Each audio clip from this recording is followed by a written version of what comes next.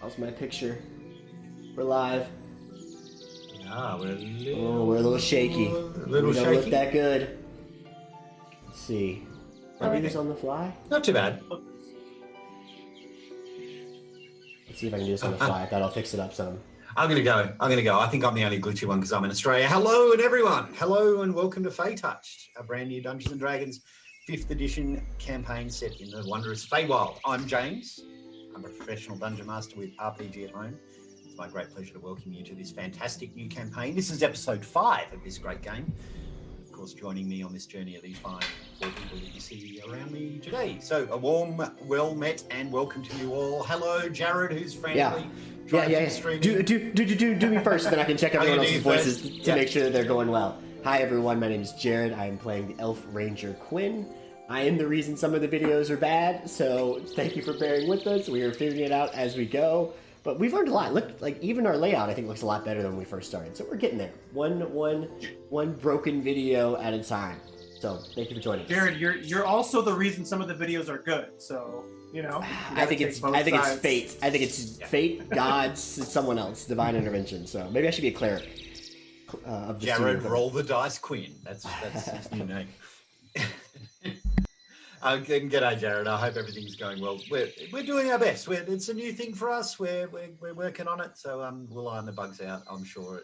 And this one is going to be awesome. Above Jared is the wonderful Latreni playing Tismei. Hi, Latreni. How are you today? Oh, I am good.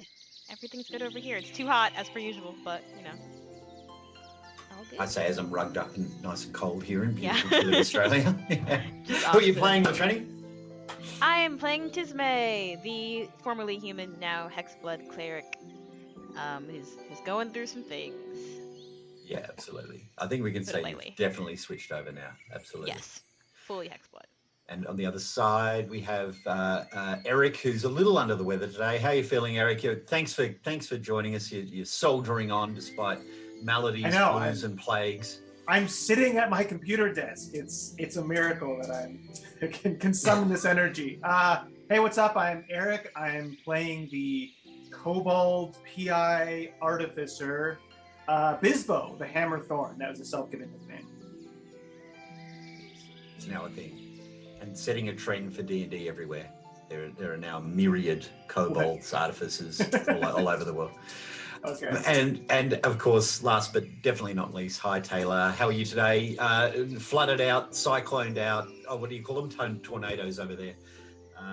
Tornadoes. Surviving. Yep. I am alive, little wet but alive. Hi, I'm Taylor. I play the Eladrin elf face sorcerer Esmerelda, and I am very happy to be back this week and ready to dive right in. Ready to dive right in. A scorched earth policy. Lots of fire coming out of Esmerelda last week. You did manage.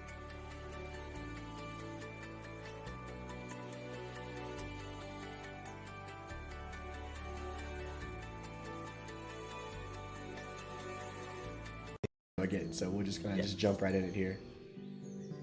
You're gonna go UPS. No, meanwhile, the audio's been going the entire time, so we've just been talking quackers. No, it hasn't. I don't think it has, at least. No, because I stopped streaming, because you didn't have anyone to stream to. There it is, and we're back. Hello. Well, that was interesting. We talk about tornadoes and hurricanes and cyclones, and one appears. I don't know what Esmeralda's doing. This is taking Sorcerer to the next level, where she summons massive storm fronts in our hometown. But I'm sorry, we did get a power outage for Jared, which is a little bit crazy. We're going to soldier on. Do we have Taylor? Or is she extremely stoic right now? Oh my God, Taylor's been struck by the storm. The storm. She may drop out in a second. It sounds like it's coming out. It's obviously so. She's on her phone. She's back. Now she's sideways. Now she's my God, are you all right? You're muted. But very expressive. There we go. So you guys started to chop up really poorly. So I'm like, okay, what happened? My phone ended up trying to jump on a local Wi-Fi signal that it had. I'm like, why are you trying to jump on that? Go on the one that's in the apartment, please. It's just gonna be one of those days. I think today just technology has been saying no to me. Today, technology. Okay. We're gonna up Eric's illness and screw with everybody. Everyone We're okay? back. Big deep breath. We're back. So we're going to persevere here. We're going to soldier on, and if we get another blackout, well, we get another blackout. We'll return next week, but we'll see how we go. So where was I? Everyone okay? Everyone got a big deep breath?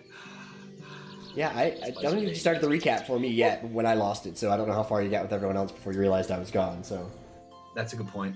We will see how we go. But the last thing I remember saying, and I just want to do a quick shout out to our artists, Forgotten Adventures and Moonlit Maps, who are dealing with a whole heap of our art today. They're really amazing. We'll link their Patreon to our YouTube once this goes up to YouTube. But let's dive into it. If everyone's ready for some D&D. When last we met, the hardy adventurers were finally able to rest after the tumultuous day before, finding refuge at River Bend's watermill. The group were watched over by Tismei's mentor, Romilly. Words are tricky today. And with their weary bones tired from their escape from the village, you guys were finally able to get asleep, finally able to get that long rest you've been looking for. The first to wake was Tismei, and beckoned by her mysterious, shadowy visitor that has been kind of dancing with her in the twilight, you danced on the glassy surface of the River Mill's mill pond, revelling in that pre-dawn glow. You were, however, being watched by Quinn. Well, don't say it like that. Don't say you were being peeped upon by Quinn. Amazed to notice that the physical evidence of her transformation was disappearing. Her horns and milky eye no longer there. But it wasn't until Bizbo later examined Tismei that you were able to realise there's some kind of glamour or charm or illusion happening with her at the moment, seemingly covering over the physical transformation, these blemishes that have emerged during the botched confirmation ritual the day before. You guys said goodbye to Romilly, Alessandra, and walked into the forest in search of Romilly's husband, Tiernan, a druid who is said to be able to provide refuge or sanctuary to Tismei, because of course she's now being hunted and searched for by the soldiers of the kingdom, of which Quinn and Bizbo are supposedly members, but they've seemed to have absconded and gone AWOL to protect her. So, despite growing up in these woods, Tismei was quickly turned around in this shadowy forest and became somewhat lost. And stumbling in the gloom, you found yourselves in a stand of gigantic mushrooms and under attack from strange vines and tendrils that were animating long past corpses. It was a creature made of fungus, spraying spores and infecting Quinn and Tismei with some disease before being put to the flame by Esmerelda and Bizbo. So a kind of fun little combat. But it does seem as though that Quinn and Tismei have some kind of mind-rotting disease, which is what you always want on a day trip in the bush. As the group quickly had a short rest to try and recover from that foray, Quinn's noticed a large beast, seemingly a cross between, I don't know, a lion and a dinosaur, creeping through the underbrush, sniffing the air. This thing is low, and while Quinn was unnoticed by the creature, it does look as though it's sniffing, moving, creeping low towards where the other three are taking a break. Esmeralda and Bizbo finally completing their repairs on Godwin. Bizbo's familiar, but they've certainly been spotted by this creature. It's probably about the size of a Volkswagen, but it is surprisingly stealthy. It's surprisingly keeping low, sniffing its soft pads, barely making a sound on the forest floor. You think that he's probably about 60, 70 yards away at this point, so not that far. Sorry, Eric, go for it. When you say Volkswagen, are we talking bug or like Bug, camper van? Bug. Okay. A Beetle. Important distinction. Got it. Okay. Yes. The Volkswagen truck, no. Exactly. Yeah. I think, Bizbo is loudly clanking, and also like he has these. It's his new invention where instead of it's like rations in a liquid form that he's spraying around. Mm-hmm. So definitely, if any creature was in the area, they would, smell that. Here, Esmeralda, try this. Let's drop the. I'll just drop the image. It's like of the Bianca. creature. What's that throat spray? You know what I'm talking about. Does Like anybody if you know? have a sore throat? No, like for fresh breath. What? Like A mint Bianca spray? or something, or you guys do not know what I'm talking about? I don't know a brand name. I know what you're talking about. Okay. We have a just Listerine here. Yeah, it's just breath spray, I thought. Well, he is, on the West Coast. Anyways, you know how they are. It's like that, but it's meat. So that's what he's. Oh God. Yeah, it's a meat ration in spray form. Ew. Oh. Yeah. And you're spraying that on your. No, I'm like, here, try, and like your mouth. Like, try it. It's all the nutrients you need in a quick package. Oh, is this your rations? Like a meat Yes. spray? Oh, Yes, with my gross. rations. Really? Okay. I'm a cobalt. Esmeralda okay? does not Jesus know what Christ. that is, so she'll let him spray it once, but the minute she tastes it, she's gonna be like, no, Bizbo, thank you very much, but that was a sensation I don't think I'm comfortable with experiencing again. It's 5 mystery meats. No. Sausage mist. Is that what that sounds like? Sausage, yeah. I mean, let's be real. I'm not from a rich place. It's probably mostly rats. Sorry. Quinn, you hear them chatter. You hear this discussion, and the creature has obviously heard it as well. You see that the protrusions on its side of its head kind of flick out. You can sense that it's listening for others as it's moving around and sniffing, and it seems to be crawling in as it moves even closer and closer to the group, nestled in the buttresses of this large mushroom that you guys have spent huddled aside. What do you want to do? First I gotta get rid of this image for a second so I can actually pull up my character sheet. I think I want to. What's the distance between the creature and like the rest of the party? It's closing, so 60, 55, 50 yards as it's moving forever closer. You're about 10 yards out from them. I want to kind of, because I think I climbed like a mushroom stalk, if I recall correctly. Yep. I would love to as before I lose sight of it, I want to cast Hunter's Mark on it. Yep, sure. And as I slide down the stalk, I want to kind of like come down to the party. And there's something else here. Don't panic. We're being hunted. What is that smell? Wait, how coolly did you slide down this stalk? Do not make me run. I guess it does make a difference. I just want to know how like slick was this? Was this a cool guy like over the hood of the car? He was sure trying to like feet grind it down like a rail like kind of. Legolas, like. Yeah. What do you want? that Acrobatics? No, I don't need it. Your Plus passive 8. acrobatics is ridiculous, so that's cool. fine. Happy for you to just do a cool slide. That's fine. Yeah. Esmerelda, he's so cool. Look at that. There's a creature. Large. Esmeralda will just motion everyone, okay, come here.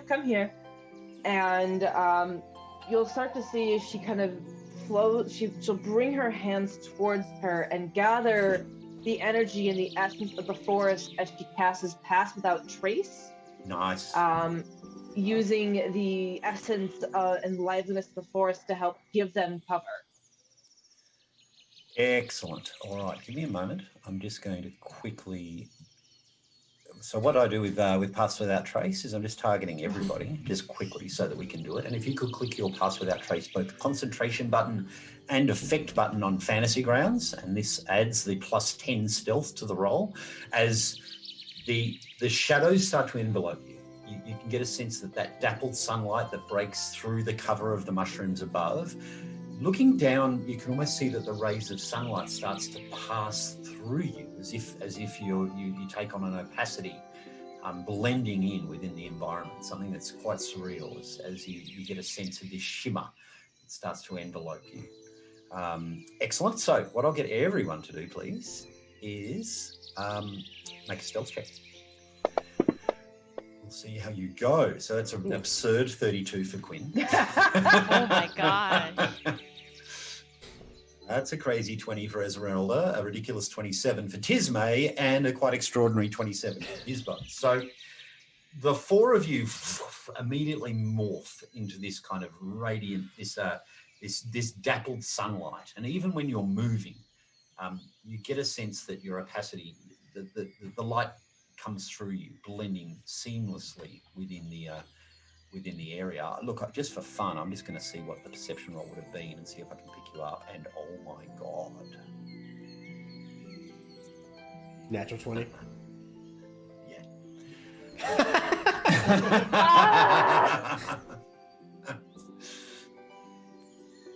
Esmeralda stays behind at the rear as you guys kind of start moving off into the forest. And can I get a sense of who's leading in front of this?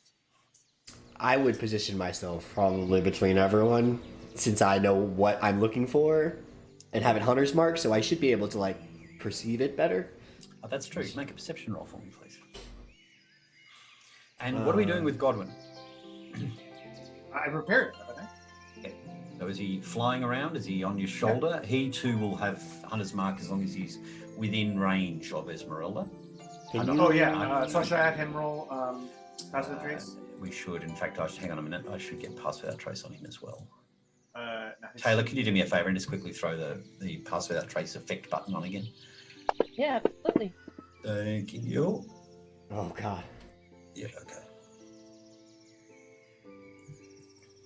And he's tiny, but I don't think it's bonus. Okay.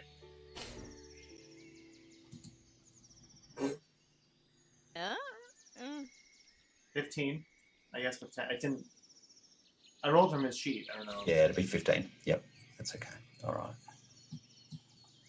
Godwin's going right back down. Oh. If Quinn is the one who seems to know what we're looking for, as we're starting to move, Tismei will very quickly make eye contact with him, and her eyes will flash a kind of grayish, starry color for a moment, and just tell him keep an eye out, and she'll use her vigilant blessing. Nice. To give him. Yep. Advantage on initiative rolls if that's what's going to happen next. Yep, no worries. So get me click your vigilant blessing button for me, please. Thank you. What do you want to cast, Bizbo? What do you want to buff the party with? Just in case. I don't have anything. I will create a lure. I use some of my rations, my meat spray, and I put it on an auto trigger. I use my magical tinkering, and kind of throw it to the side. So it's just kind of like one of those air fresheners, just sprays some meat spray in the air every 10 seconds. Yep. Is that Gross. what we want? We're trying to be stealthy. I throw it away from us. I don't know. I'm freaking out, man. Did you have meat spray planned when you came into the session, or did you just make that up on the fly? That is on the fly. That's scarier. That's scarier in this instance. I hate it here. You just thought of that and went, yes, that's a good idea. I'm just rolling with it. So yeah, I use my magical tinkering because I can make it smell anything I want. Yep. So I'll just throw a little automatic meat spray, a Glade plugin, as far as I can get it away from the party. Esmerelda, can I get you to make a perception check for me, please? Yeah. If we just go back the way we came, very slowly, maybe it'll eat the fungus here. What if it meat spray? I mean, it's pretty good. Esmeralda is too disturbed by the meat spray to be noticing anything right now. She's just looking in horror at this contraption. Okay, I'll get Tismei and Bizbo to make perception checks as well. Let's see where we're at. Oh no. Can my familiar give me advantage? Since it's out in the air. Nope. What was that? No? Nope.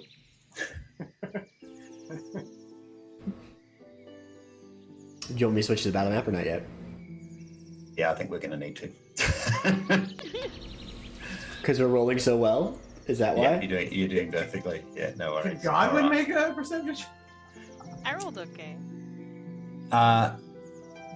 Yeah, Godwin can make a perception check. That's fine. Okay. He has advantage.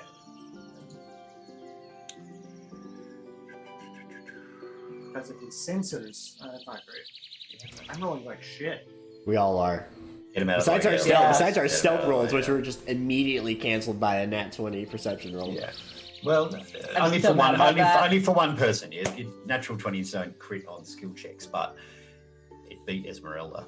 And we short rested, right? Which is an hour for D&D. I play Yeah, 20 different games, that's so right. my cannon is gone.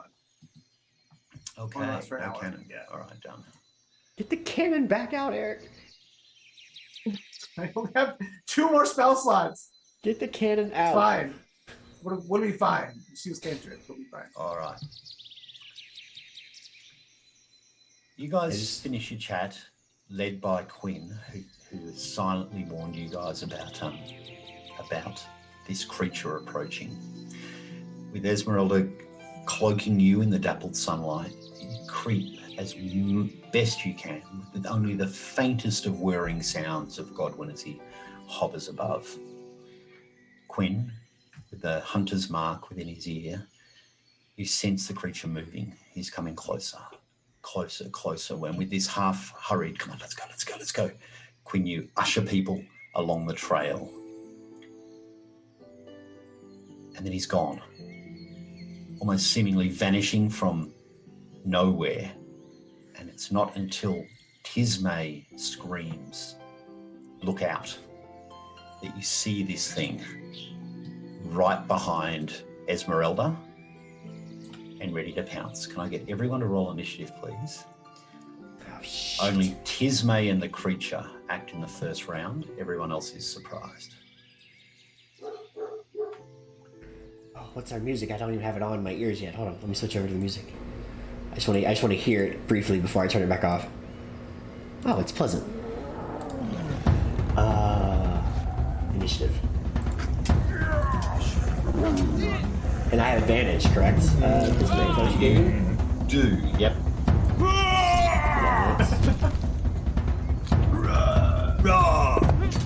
Where is initiative for MAC? I just roll it. It just is easy. Oh, that's very loud. Sorry, team. Right, everyone rolled?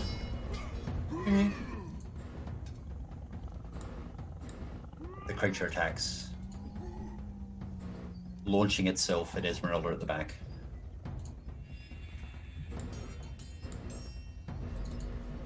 Clawing at Esmeralda and hits with a 14.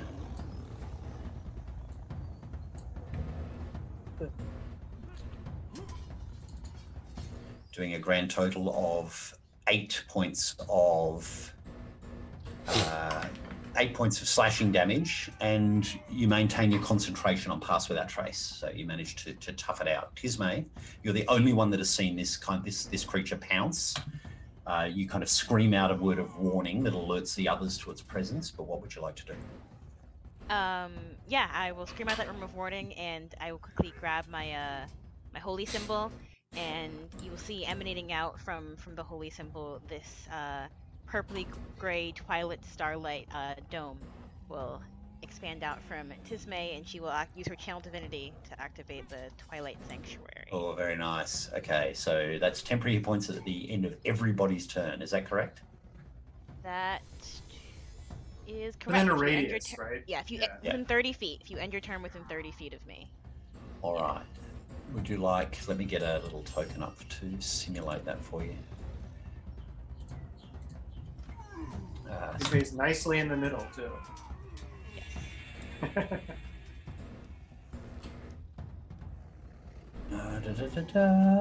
Let's go with. Hang on a minute.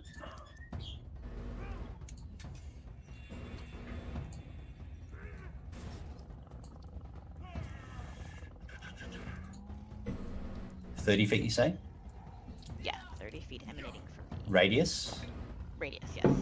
Wow, that's huge. 30 feet? Yeah. Or diameter? Nope, the sphere is centered on you, has a 30-foot radius, and is filled with dim light. That is massive. Okay.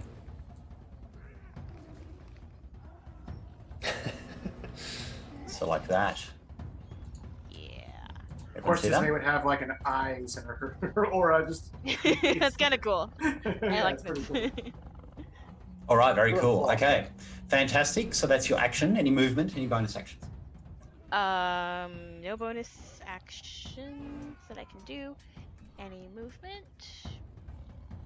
I think I will stay there. I want to make sure I'm within range of Esmeralda. So yes. Okay, no problem. Could you do me a favor and hit your temporary hit points button for your Twilight Sanctuary? Oh, temporary hit points button. Hit it a few times if you don't mind. Just mash it until... I don't know where. So just the red cross. Oh, it's right there. There we go. Awesome. So you gain 4 temporary hit points. So at the end of each turn, of course, temporary hit points don't stack, so they'll overwrite each other at the end of every turn. All right. So top of the round, with the Twilight Sanctuary shot out, Esmeralda screaming in agony as the claw is ripped through her back. It's Godwin that reacts first in this combat. So what's Godwin like to do? What do you think he's going to do? He since the auto meat spray ejector was useless, he will pick it up and fly it over, defending his friend Esmeralda, spraying it in the face of this thing, just all up in its face, and then flying away. Okay. So the next attack temporary gets advantage.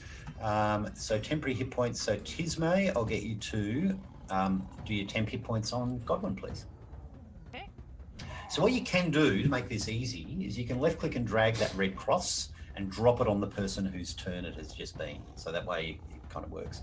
If you can left click and drag. Esmeralda, you scream in agony, the rending and the blood and the hurt from behind. What do you do? Esmeralda is going to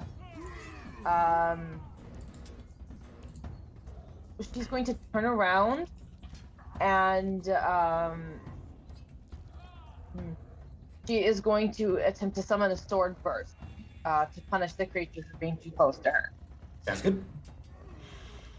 And it does dodge out of the way. It seems to be very fast on its feet and just kind of ducks down low, avoiding the sword burst erupting from you. Any bonus actions?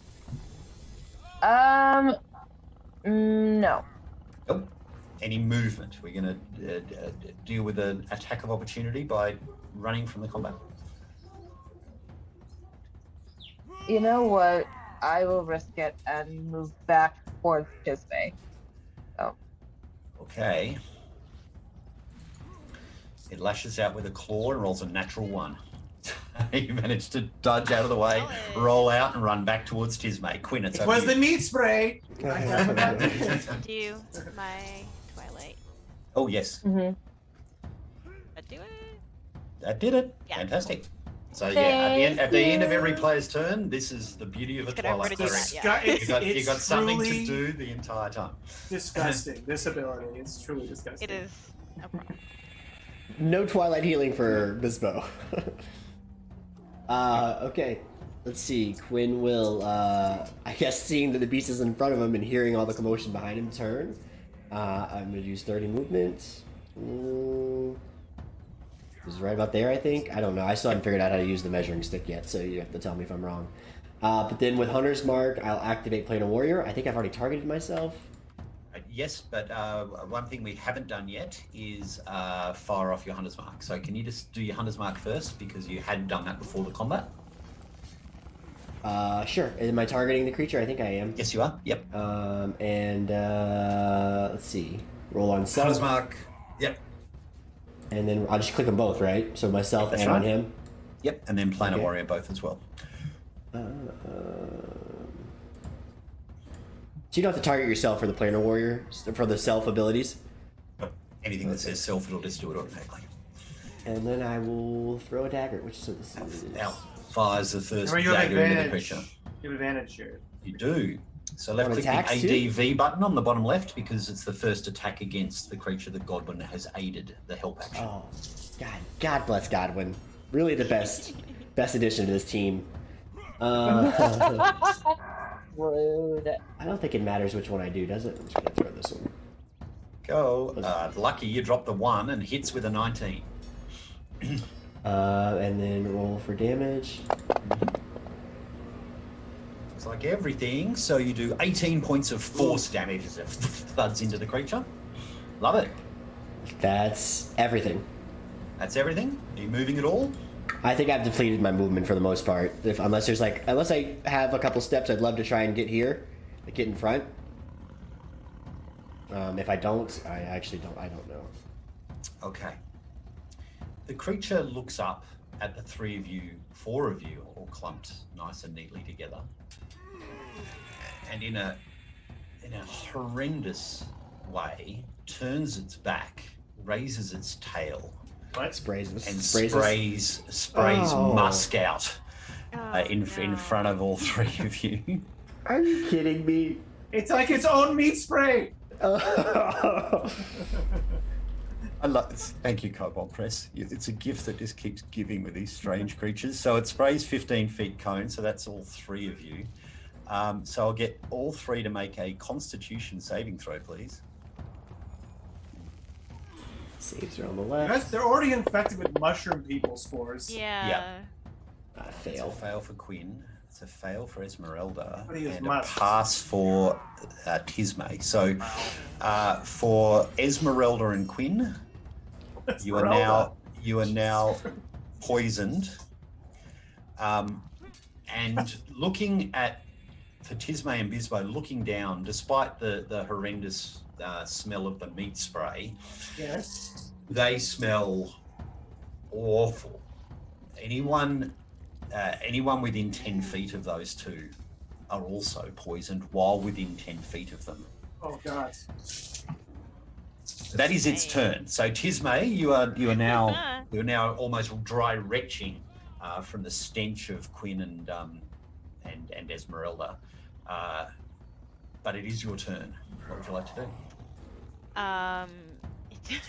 Tismei, kind of trying to not just vomit all over the battlefield here, is first going to reach a hand out, and you'll see this tenderly whip situation apparate in front of her, and she will cast her spiritual weapon. Yep.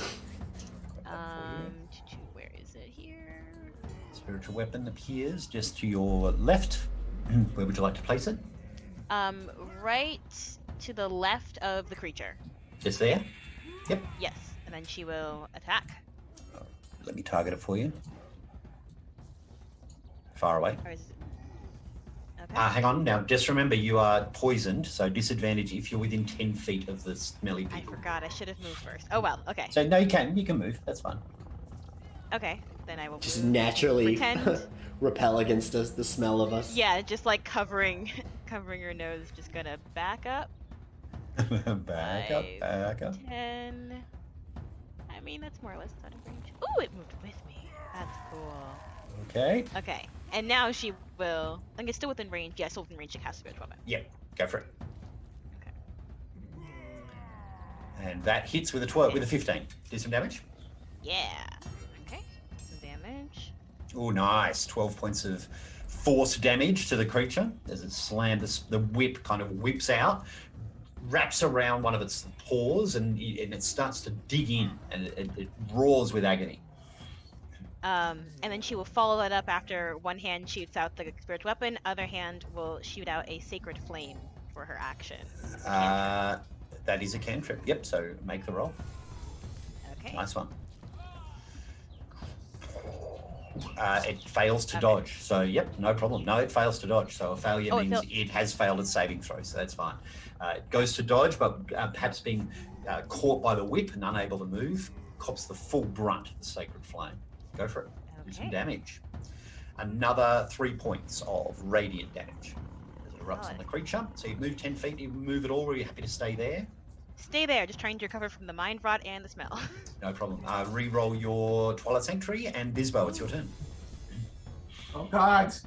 Now the smell of my meat spray is permanently tainted. I will run away from my friends. And I will pull out my gun, and I will switch from the kind of the red mode, where all these sigils are red, to the silver mode. Ooh. and just shoot it. I'm as confused as everyone what this means every time that Eric mentions one of these things. So it's like a rotating barrel, and it's like a double barrel. Did I say it was like a double barrel shotgun, or it's like a? Is that what I said? I think so originally, yeah. Okay, well we'll say it's more like a big. It's like a sawed-off shotgun, but with like a barrel, like a revolver. So I switched that, and all the signals on the side change from like glowing red to glowing silver. And I will try to hit it. Okay. I control C. Oh, you already targeted me? So Already targeted? Yep, that's fine. Okay. Ooh, actually, hold on. Let me Hold the phone. Be a little different here. Yeah, hold the phone. I'm actually going to move forward because I don't have my turret out. So, let's see. 5, 10, right? That's 10 feet. Okay. Yep. I get close as I'm running. And I'm first going to say, I pull that out. So first I'm going to say, your stink is so overpowering. It made my meat spray like, it turned my meat spray to trash. Even though it doesn't speak English, I want to plead for mercy. I want to, my cowering of its spray prowess. Yes. Okay. So I targeted it. I can just click the effect or drag The it over. plead for mercy effect. Yep. Yeah. Excellent. Cool. So everyone now has advantage on attacks. Sweet. And then I will. Till the end of your next turn. Yep. Yes, and then I will. I think I have some movement, so I will move back 5 feet. Yep. And then fire. You've certainly got its attention now. Uh-oh. Shit. Yes. So out of the barrel, instead of the kind of fiery round, a small stone, like, kind of comical fist launches out and punches it right in the face. Great. And I just roll damage. Now you just roll a D8, I believe is. No, it's just a D6. No, just a D6. So it does 6 points of damage as the stone fires out from this contraption, this gun, and then literally clocks it on the head. And it does that kind of, Looney Tunes kind of, that seems to be dazed from getting smacked by the pummel stone in the head. So do the effect for me. Okay. So it does get minus 1d4 on it, both attacks and saves until Bizbo's next turn. So you have minus 1d4 on saving throws, minus 1d4 on attack rolls, and advantage on all attacks. And that's one turn from a frickin' kobold. So you are a nightmare, Eric. Tismei, your turn. And then some temp HP, already. please, Tismei. Oh, and then some temp HP as well. Why not?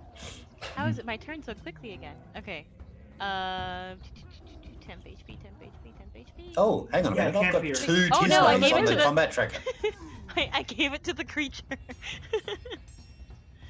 Oh no. I'll take that off. That's fine. Ooh, Okay. can I have where's the 8? kobold? There you are. Okay. Yes, I'm in the forest. I blend in. That's 7. And my mistake. I for some reason I had 2 Tismeis in the combat tracker, but that's gone now. So Godwin, it's back to you, and then Esmerelda, followed by Quinn. So we're doing the swoop by again. You've already got advantage. Will I get the advantage since everybody else is using my old advantage? Well, everyone gets advantage until the end of your next turn. So. But I've already used my advantage. So if I use him now, will then I get that advantage? No. Okay. No, advantage, no. It's help action is the next attack, so that would be can fine. he help, like... are they able to get rid of the poison effect if they do something, or can they slug it off, or can he, like, help with that? Uh, I don't know if it's an effect they're able to get off in any way. Please just spray anything but. That's what I was gonna do. I was musk gonna on say me. the meat juice. No, make a not nature check. Not the meat Oh juice. no. Not the meat juice. Skills and nature. Yep. I'm untrained in, but No, this smells worse than. And you grew up in sewers. This smells worse. Than that. You have no idea how to get rid of this. What? It smells worse than a kobold sewer. Steampunk sewers that I was the shit roller. Okay. Yeah. Literally. Okay. Well, he's just going to hang out then. Sure. Esmeralda. Yeah. You got poisoned. Again. Oh no. Again. Okay. It's not my fault, I promise. Like, it's the dice. Okay. Whatever helps you sleep at night, James. I'm gonna move a little closer, and I am going to cast Chaos Bolt on the creature. Yep. Nice. So, let's go. That's with advantage and disadvantage because of the. So it's normal. So it's normal. So that will hit. So what type of chaos bolt are we getting hit by? I need to roll a d8. So Yep. 3. So that is fire damage. Oh God! Even the fire damage. This bolt of flame comes firing out of Esmerelda's hand. That's ridiculous. Doing 17 points of damage, and now it feels it. Now the hit in the head by a stone, but then erupted in flame. This creature roars in pain. Okay, well, Movement. that's all I can do right now. So, Quinn, you hear further in the forest a second roar respond to the creatures.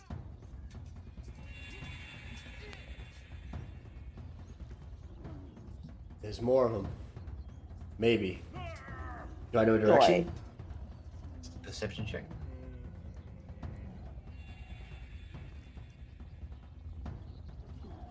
Oh, I rolled an advantage, sorry.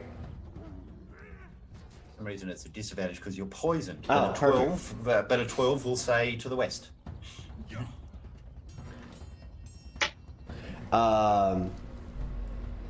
I'll look over to Bizbo if I have time and say, Bizbo, something may be coming from your direction. I can't. Why I can't hear you through the stink lines? Then that's all. So I will just activate Laner Warrior again on myself. And target the creature. It's already targeted.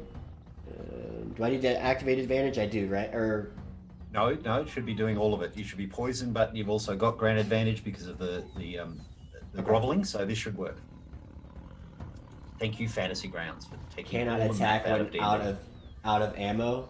Can I have had Did you my not ammo? pick up? Did you not pick up Oh, your no. your daggers? I would think so. I don't know how to mark that on my sheet though. Is it my? Oh, Is it gone? I thought I had 4 little.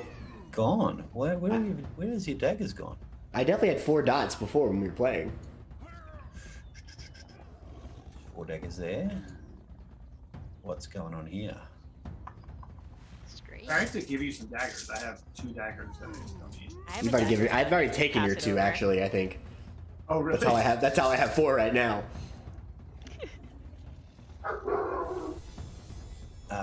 This is strange. Do you want me to just What's attack? going on here? Just melee attack? Yeah, just do it. Yep, yeah. Okay. Thank you. We'll fix this later. Here I am espousing the virtues of Fantasy Grounds with a 14 misses.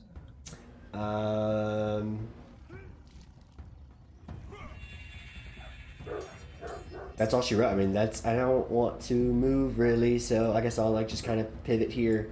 I guess that's Oh, really God.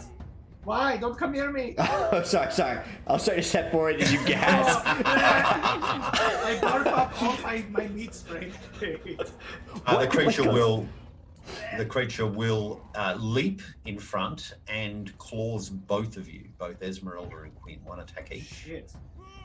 Oh, with a minus D4 though. Suck it, creature. First one rolls was a 7, becomes Yes. a -3. So first one attacks Quinn and misses. The second attack against Esmeralda, 14 -2 but +3, so 17 is a hit. No reactions. Sorry, Taylor. Good lord.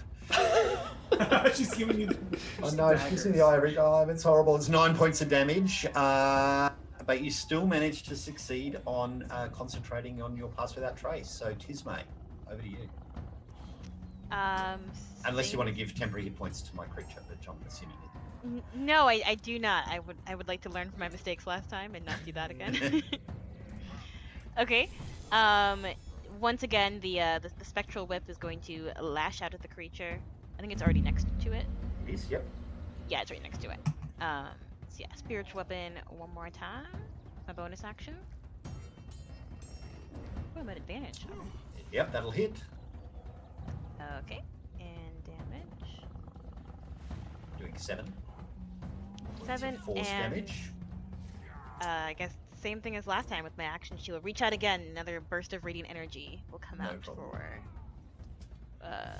Where did it go? The Pummelstone should be off now. Sacred James, I believe. flame. There you go. I think Pummelstone should be gone. So make sure it only lasts for the next thing. So So the Before- next attack. yeah, before she rolls a save on it. Succeeded anyway, that's fine. Okay. Okay. Cool. And she will stay there. That will end her turn. Okay. So is the Pummelstone only active on the next roll, is it? Let me look it up, but I think so. Yeah. Okay. No worries. Okay. Yeah. During Okay. its it just says make a range on a hit. Spell takes 1d6 and must roll d4 when it makes an ability roll or ability check during its next turn. Oh, so it is During the whole its turn. next turn. Yeah. So it's just the whole turn. Oh, its turn, not Yeah. like Okay. off. Yeah. Yeah. Cool. Okay. Done. Bizbo, your turn. Oh, okay.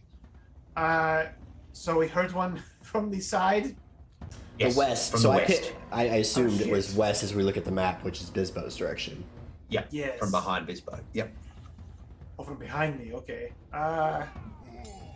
Well, in that case, I guess I have to bring out a turret.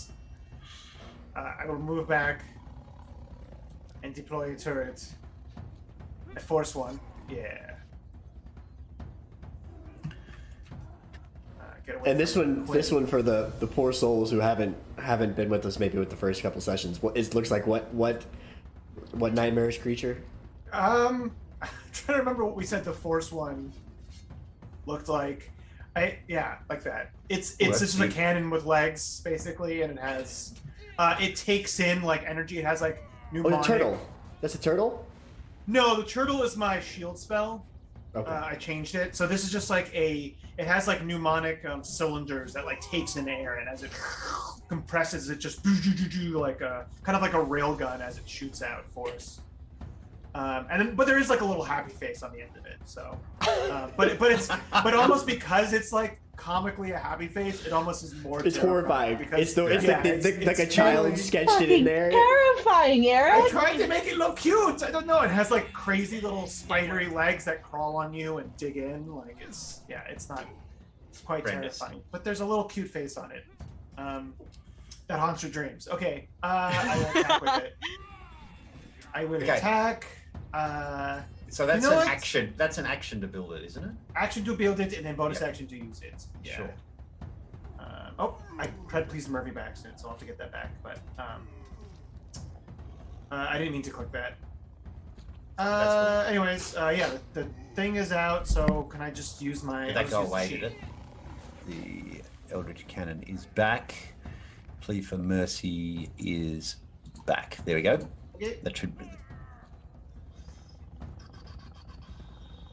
It said I had advantage for some reason, but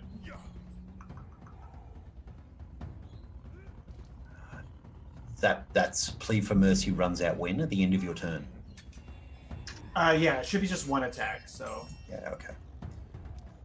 Let me Let me see. Mercy. until the hold on, actually, no, never mind. Until the end of your next turn, you and your Yeah. allies have advantage on attack rolls. So it's just Yeah, all cool. attack rolls Okay. at the end of my So that'll next hit. turn. Cool. That'll hit. Do some damage. That's actually such a good ability, man. It's much Yeah, that's better than I ridiculous. thought. Yeah. Okay. And then I'll do my.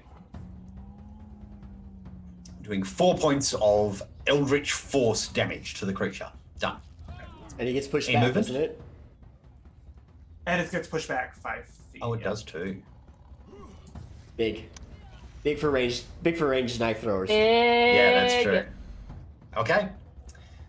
That's your turn? Yep. All right. Top of the round, Godwin.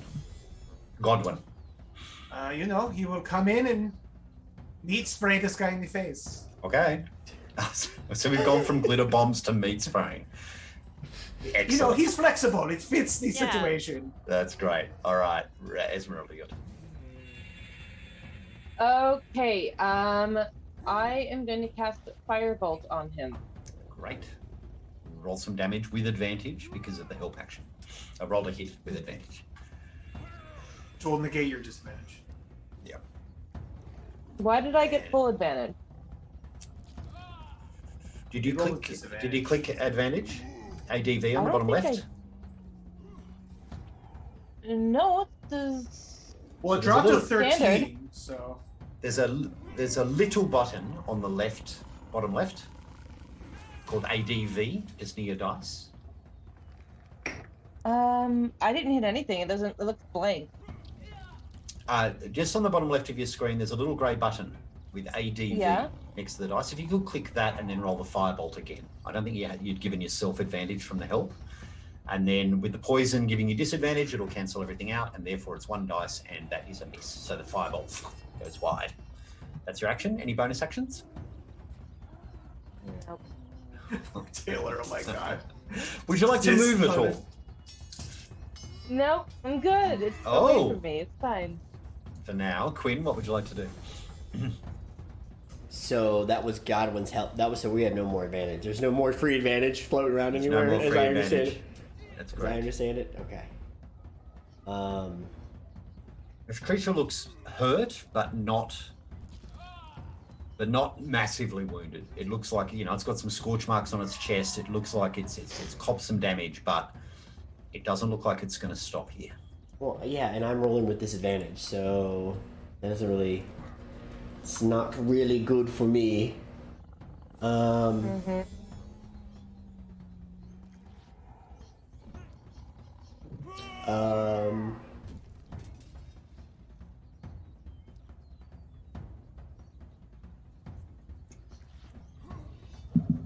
I will, yeah, I mean, this is the time. This is the time to do this, probably. I'll use my last spell slot. Cast Anticipate Weakness. So advantage to myself. So, yeah, Anticipate Weakness is a Kobold Press spell. Basically gives you a quick glance into the future. And you can pinpoint a gap in your foe's defense, giving you advantage on your strike. So now I will do... Oh, actually, what is that? That's my bonus action? Yep. Alright, well, that was fine. I probably should have done that, but it's okay. So now I'll attack normally. And a 12 misses. Okay. I will... I guess seeing that Esmeralda's taken a couple of strikes, and I haven't, I will just try and create some space here.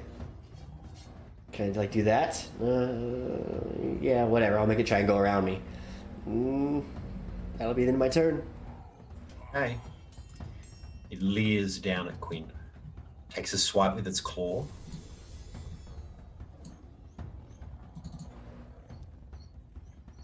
And with a 20 hits. Doing 13 points of damage. And your hunter's mark expires.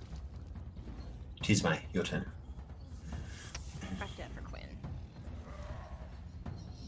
And Esmeralda.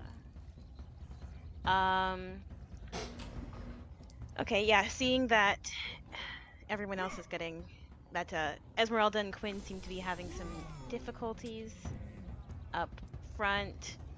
Tismei's going to reach her hands out in this burst of, I guess, violet colored light. Hopefully will spring out from her hands as she tries to cast fairy fire on the creature. Nice. Good luck. Okay. We'll see. I don't know how dexterous this thing is. It fails its saving throw. It's got good dexterity, +3 on its saves, but nope, not this time. Dodges out of the way, so add the fairy fire, grant advantage on attack. Okay. Effect button, beautiful. There we go. Can't be invisible. Hopefully that will help with disadvantage. That's her action. Bonus action. I guess spiritual weapon's still up. Yep.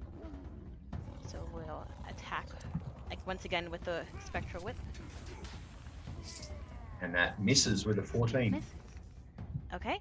Any And movement? then- Otherwise, it's Bizbo. Yeah, she's going to move forward. I think 5, 10, 15, 20, 25. Yeah, she's going to move forward. Not within 5 feet of everyone else, but close enough. Hopefully take some of the pressure off of everyone else that's up here. She'll go over to the side. Give it something else to pay attention to.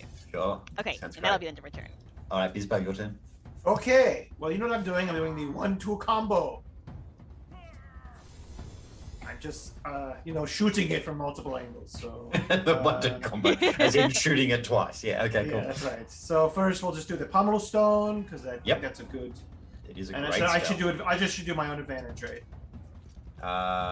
Why? Oh no, you've already got advantage because of the fairy fire. Very so fine. you Okay. just do I it. don't have to do it. Okay. Yep, natural Yes! 20. Yeah. There's the Bizbo we know and love. Suck it. It's 2d6s. It's great. Whoa, 6 damage. Wow. Okay, but it also has this on it, Yeah, it does. and then a little bit of this. Oh yes! Oh my Suck God. it, You're Nick. shitting me. Stop hurting my friends, you stinky bastard! You've ruined Again. meatspray for Is me. this one time. do we have to do this every week? With It might That's be. right. Holy Oh, wow. shit.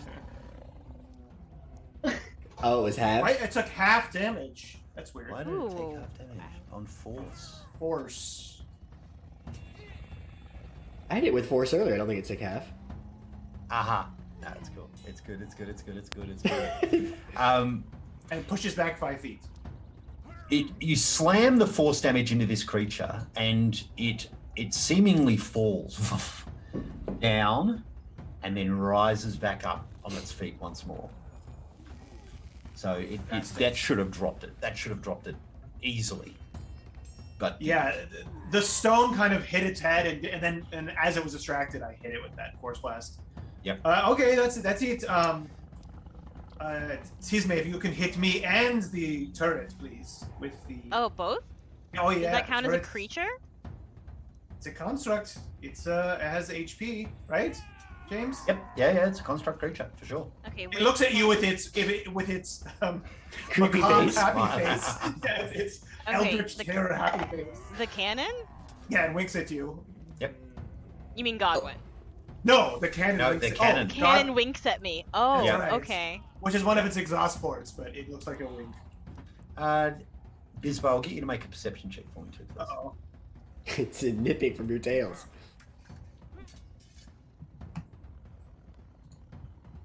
My only character I did not take perception on.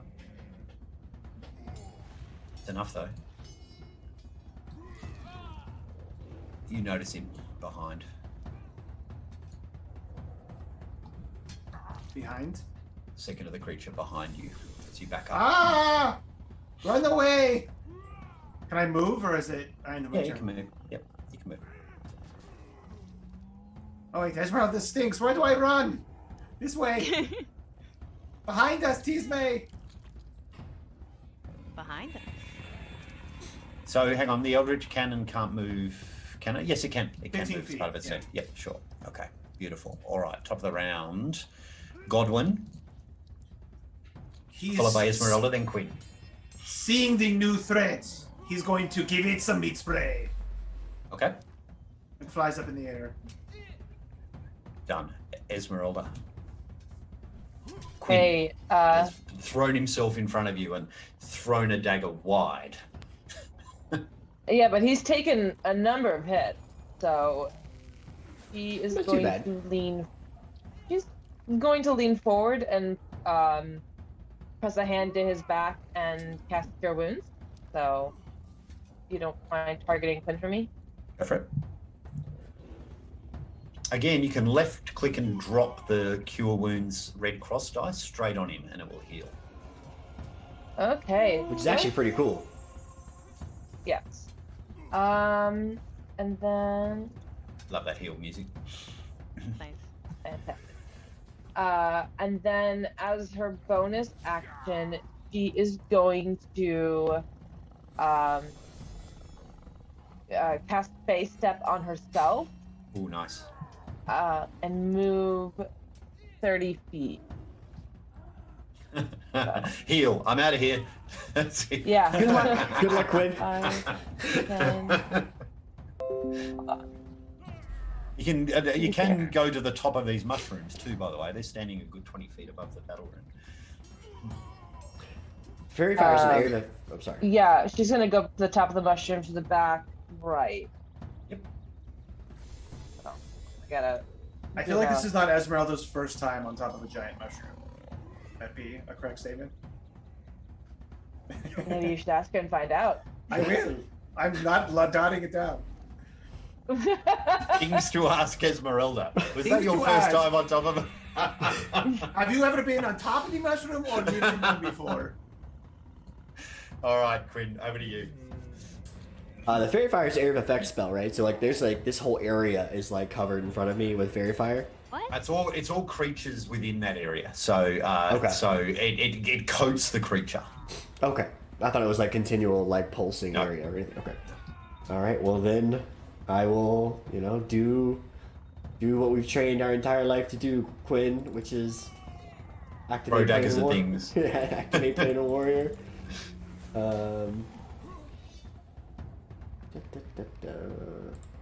Seem to have targeted the wrong creature again. You give it to the creature. Yep. Okay. Cool. Done. Sorry about that. Oh no, it's cool. Again. Now I'm targeted there.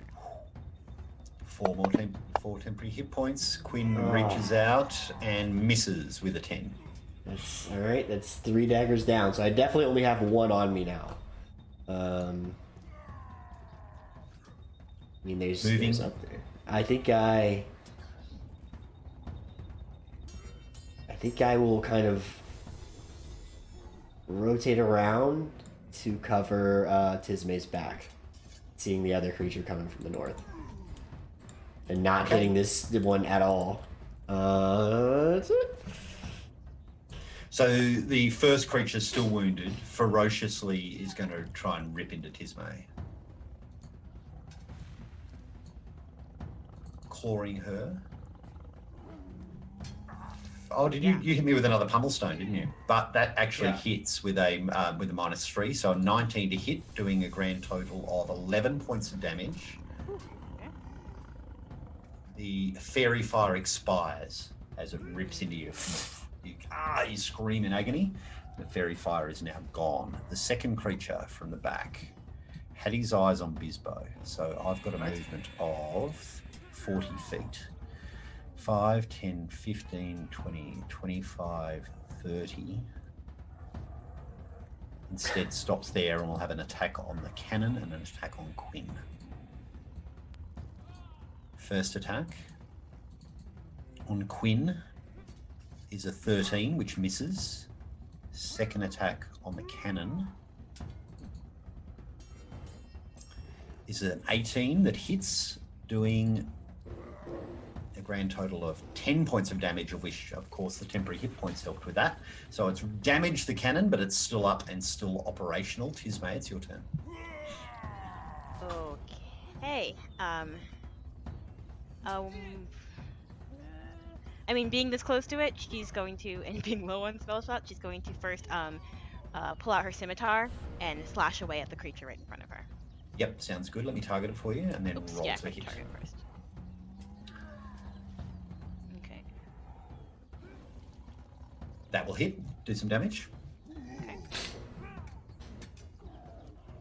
And that is enough. You drive the scimitar through the creature's throat, and it wails with a final roar and collapses dead to your feet. That's your action. Wonderful. Bonus action, I believe I can move my spiritual weapon 20 feet and around. So 5, Correct, I 10, can. 15. Yep, so into there, or do you want to be on the other side of it? It doesn't really matter. It's spiritual, so it can kind of hover anywhere, doesn't it? It'll be right there, and it will once again lash out at the It's a new whip. arrival. Does it like slither like a snake when it moves from place to place? A bit, yeah. It's a little bit creepy, kind of like moving through the air, especially. With I just the picture dim like it light. like goes through like under Quinn's leg as it just kind of slithers towards the next creature and like whips at it and just Extra creepy because this whole Twilight Sanctuary is in dim light, and it's this like black spectral whip thing. That's This is all a bit weird. Bit wormy. But yes. Oh, And I you have forgot to target the advantage creature. on this guy. I do. Because of Godwin. Yep. So left click the ADV button on the bottom left for help. Okay. I Thank you. Target the new guy. Have done. Yep. Okay. Sorry, force of habit. 20. That's a critical hit. Critical that's a hit. natural 20. Oh, Yep, fantastic. I didn't even notice. So roll your damage. Natural 20. Okay. Dropped the 2 thanks to the advantage from Godwin. Yes, That's thank crazy. you for that, Godwin. There's just meat everywhere. How much meat spray is in one container? Could you roll that once more for me, please, Tismei? For some reason, it didn't register the crit. Like 2 rats, 20 cockroaches. I know. Oh, Isopods. A small Australian mouse prey. Some lizards. Yes. Doing No. 23 points of force damage with her massive slash out with the whip, and it is not happy about that. It's looking startled by the ferocity of that attack. Bizbo, your turn. Oh, and the sprig of rosemary. Oh, unless you want to move. Sorry, Tismei. Do you want to move at all? Or are you happy where you are? Sprig. I'm going to circle around Quinn to get back into melee with this creature. Try to get in the way. There we go. Okay. Now I'm done. Bizbo. Well, Quinn stinks, right? It's far from Quinn. Oh, Quinn does stink. Yes. So from now on, Oh, it's a disadvantage no. on attacks while you're attacking nearby Quinn. Oh, well. I forgot Oh, all yeah. about that, but that's okay. Yeah, That's me too. I just remembered now. Okay, so the Eldritch Canyon has no choice. I mean, I guess it could try to. I don't know how much HP it has because it got hit for 10, but on a sheet it doesn't say. It 10 has been. HP plus. It has 2 wounds, so because of the temporary hit points that Tismei put on it, so it had eight temporary hit Oh, points. nice. So it's now got 2, Okay. so 13 So to go. it will actually move back. I'm going to use a bonus action, and it will move back and then fire. So And it will do an opportunity, Yeah. attack of opportunity then. Yeah. Let me grab it. Oh, that is a miss. It was a 20 and then it wasn't. So, yep. Cool. That's a miss. And then it will attack. Damn that cannon. One day I'll get you, cannon. Actions. There we go. And that is a miss. Okay, and then I will move back. Even And further. get it. Yep. Some of that's English. That will hit with the pummel stone. Okay. This is the fist, right? The flies Oh yeah, out? little fist, just punching it in the face. Yeah. Yeah. I feel like the lesser damage is good in this for it hits The hard. -4, D4, Yeah. right? Yeah. Okay.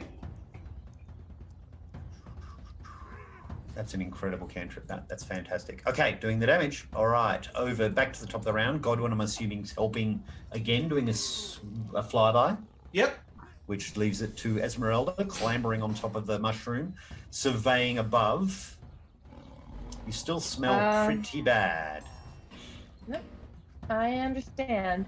I am going to again attempt a firebolt, so I will have to hit the advantage since he's helped.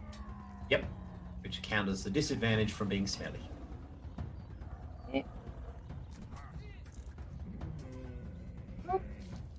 Come on. Oh, nice. There we go. Dirty 20, but a 20 none the same. That'll hit. Do some damage. 3 points of blistering fire damage rips down from the mushroom above. And then, as her action, she's actually gonna think back on like how she can get rid of the smell because it's gross and it's probably gonna attract more of these creatures. So Nature check. that's it. Come on. Well, okay. Sorry. For some reason it did. Disadvantage because you're poison. Roll that again, will you? I find that's a bit weird. Poison not remembering what you've learned at school is kind of a little bit. It's a little bit weird. So let's roll once more and just see what that way we've kind of counted it out. We'll take the best result. Okay.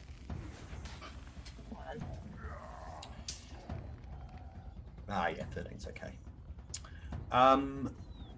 Here we go. A saturated creature can end the effect early by spending 20 minutes thoroughly washing itself and its clothes and its equipment with water and soap. There you go. Just start on that right now. Yeah. So 20 minutes. How many combat rounds is that? That's a lot. 200 combat rounds. 100? Yeah. Yep. It'll take some time. This is saturated in leopard urine. Quinn, your turn. Quinn not feeling well and not hitting any of his marks. I'm actually going to, I want to move through Tismei, or at least around, so I'll do 5, 10, 15, 20, 25, You can 30. move through, friends. That's fine. Okay. Yep.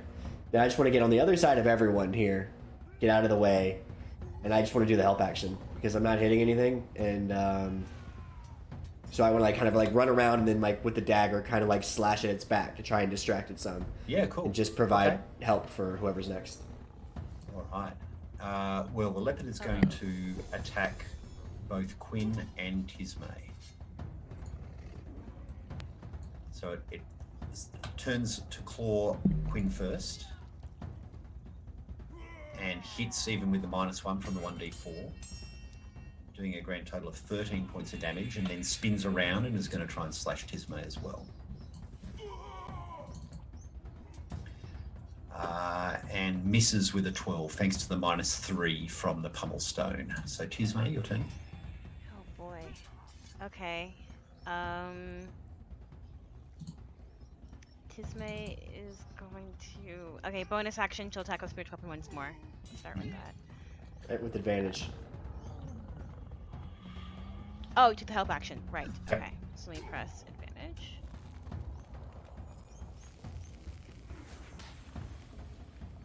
Oh my gosh, terrible. Damn. 3 and a 2.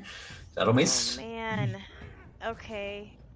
And with her action, I guess she'll use her scimitar once again and try to take a slice at it. Okay. Okay. Oh my gosh, terrible rolls. Okay. That kind of day. Yeah, it is. That kind of Okay, day. well, Bring our Unless nat you're 20 Eric. machine out. Bring our nat Unless 20 you're machine Eric, out. yeah. unless you're Eric. I Okay, do she's have gonna one get a more panic look. spell slot. I was trying to like, I'll save it for another combat, Same. but Jesus Christ. I mean, I don't know, man. Same. I've got one left, but I'm not sure.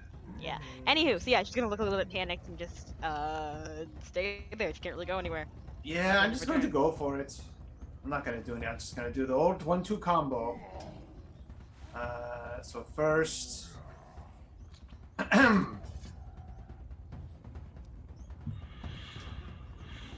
That will hit with the Eldritch Cannon. Nice. It's also rolling the save at the same time. Yeah, I know, but we're ignoring that one. Okay. I'm not sure what's going on with that. Doing 10 points of force damage. Nice. Shoving it back. So its butthole is lined up right with Quinn. For that advantage. I don't know.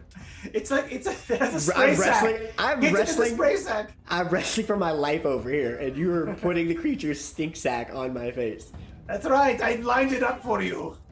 Stop it, Eric. Or 4, James, 5, whoever's 6, doing 7. that rotating. It's disgusting. I think for some reason, I don't think my attack is correct. Should be +7, not +6.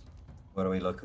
Your actual physical attack or your spell attack? My spell attack should be +7 because it's 4 for intelligence. 2. Yeah, that's cool. Okay. Hang on a minute. Right. Right. That's right. Right. 2 + 4 and then +1. Yes. Okay. I can just roll my my Eldritch Cannon has the right one. I can just roll that for now. No, it's okay. I think I've done it for you. You should be able to roll. Okay. You should do it. Okay, Yeah, cool. so there's +7. Yep, no worries. Okay. All right, that hits. A little bit of that. A little Yep. bit of this. Cracks it once more. Yeah. Any movement? Nope. Godwin flies in. Help action, I'm assuming. That's right. Esmeralda, your turn. Alright, let's try another firebolt.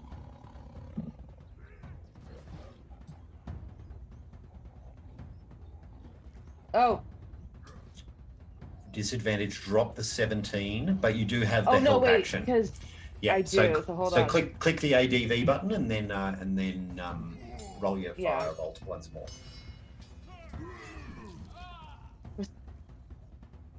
One of those days. I don't know. One I of those hit days. the. Oh yeah, there it is. Okay. Well, Yep. Any bonuses? we'll move on to Quinn. Quinn. I think you're muted, my friend. I was like, same thing probably. I'm gonna do the help action, and I don't think I have any bonus actions of merit. I think they all require magic, which I am out of. So yeah, I mean, I'm not hitting this guy, so hopefully Tismei can. Again, this time I stab that stink sack, you know, Yep. like as much as I can, like, you know, try and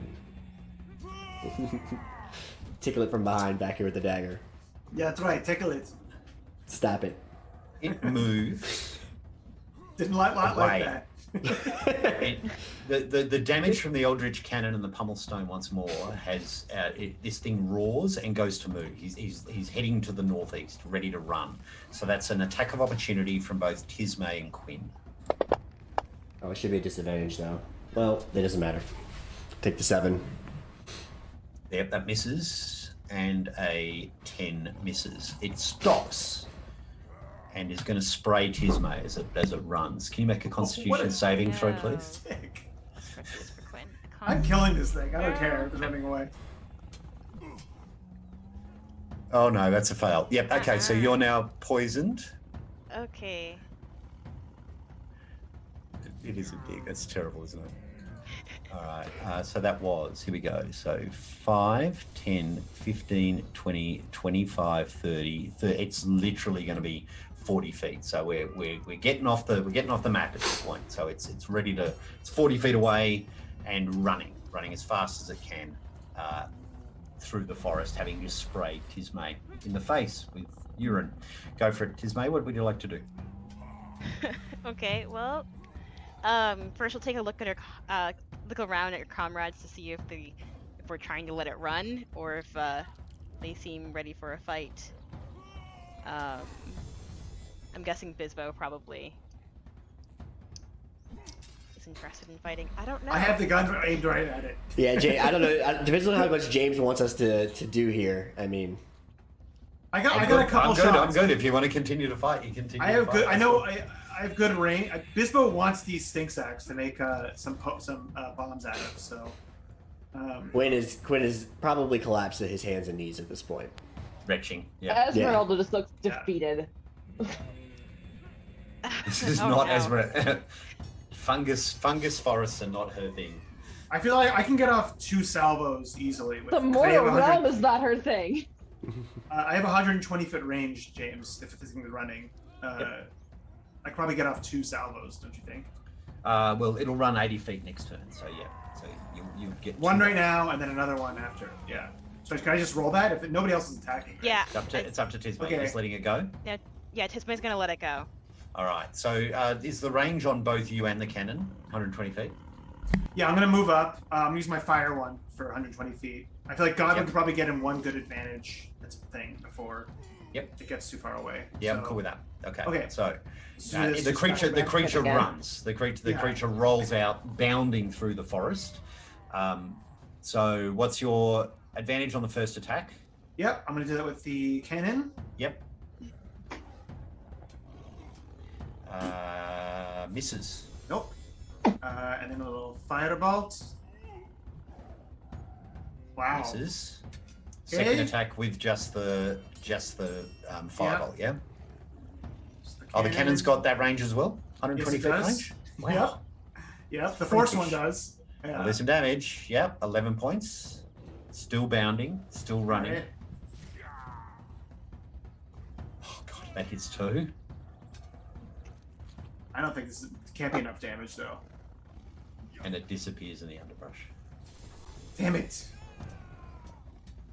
Oh, woo! Well, I'm glad we all came out of that totally unscathed.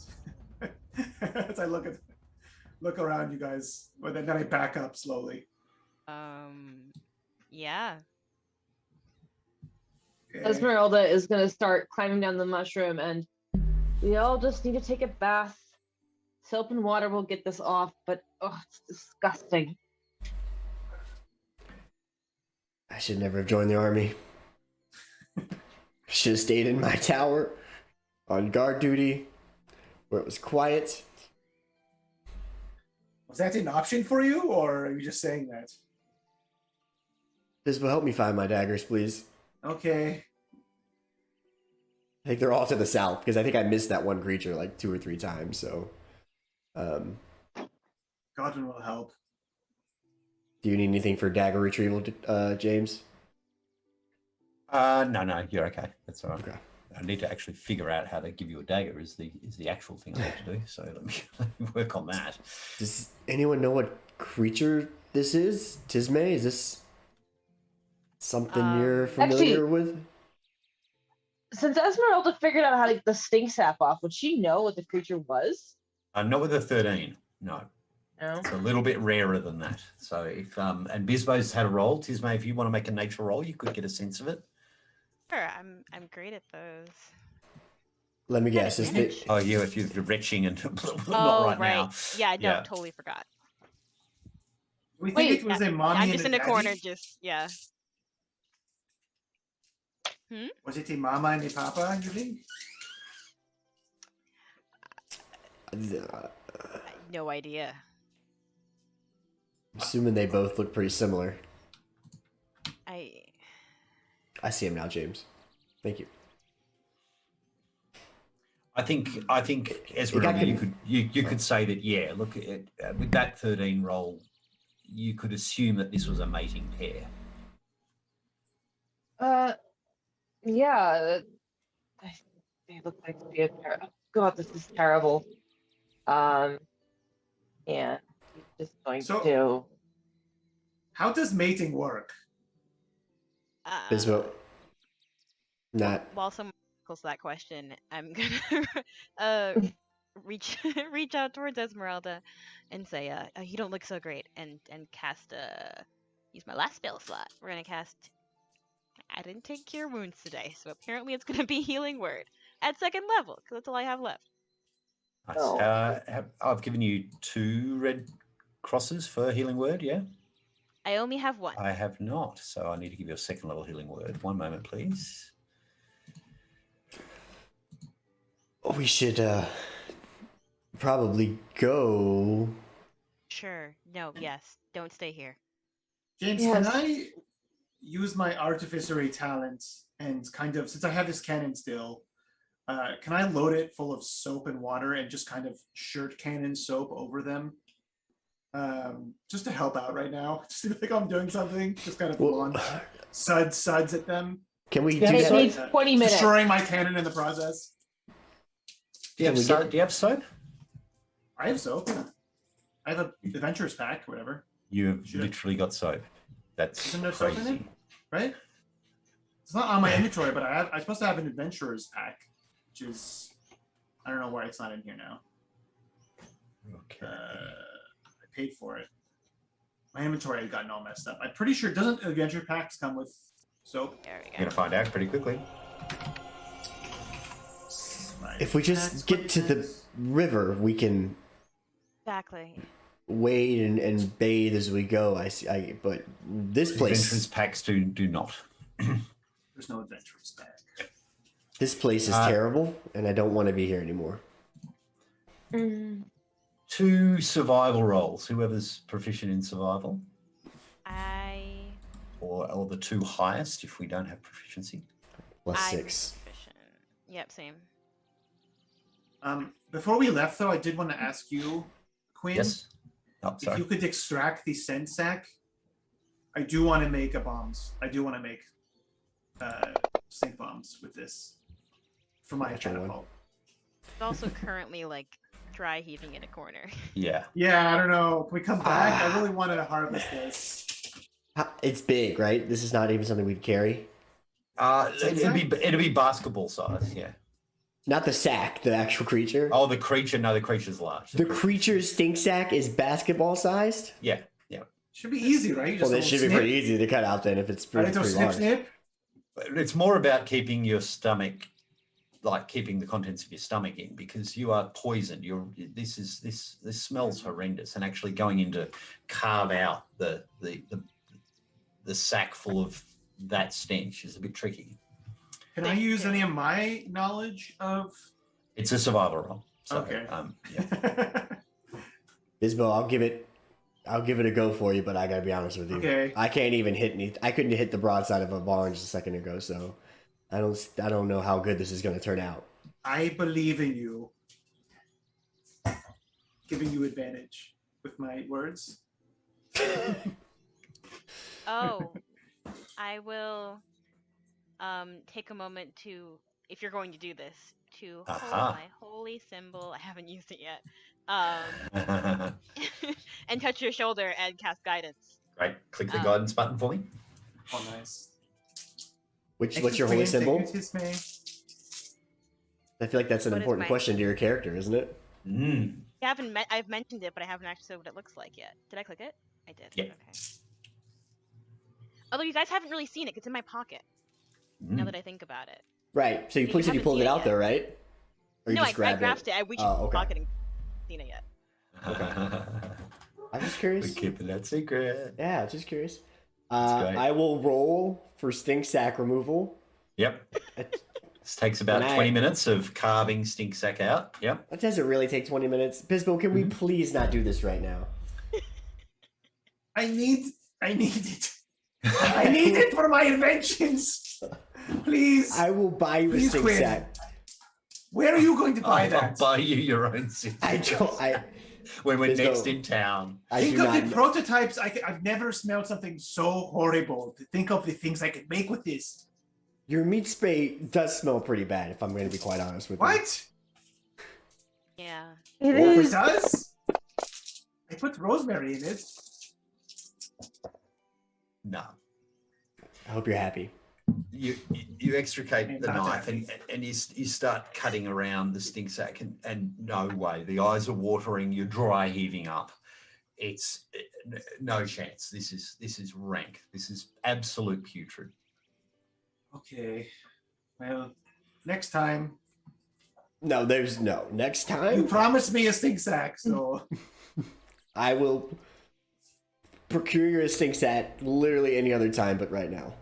Okay, I'm writing it down in my journal. And then I pull out a knife to make a blood pact. No. Sorry, carry on.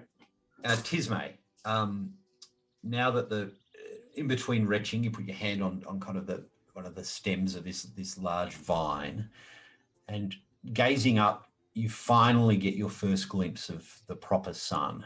You figure this is probably around 1 or 2 in the afternoon, and by your reckoning, you're probably an hour or so away from the river to the north. You sense from now being able to see above, knowing that you've been turned around earlier this morning, walking through the forest, you do get a sense of your direction now, with rolling your 15 for survival, even with disadvantage. So you kind of half sheepishly knowing that, you'd grown up around this place, you kind of get a sense that within an hour you could make it to the river. Yeah, relay the information. We could probably get to the river within an hour, so we should probably go, like Quinn said. Right. None of us have soaked, do they?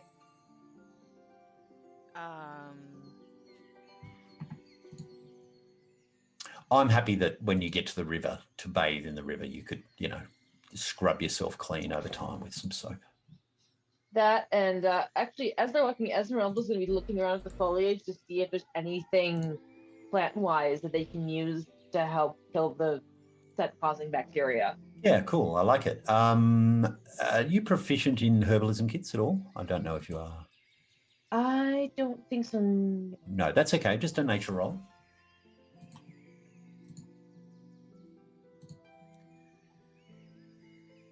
Yeah, there you go. Take it. Yeah, that's cool. 18. Yeah. Look, I'm sorry, I'm not hippie enough. You find aloe vera.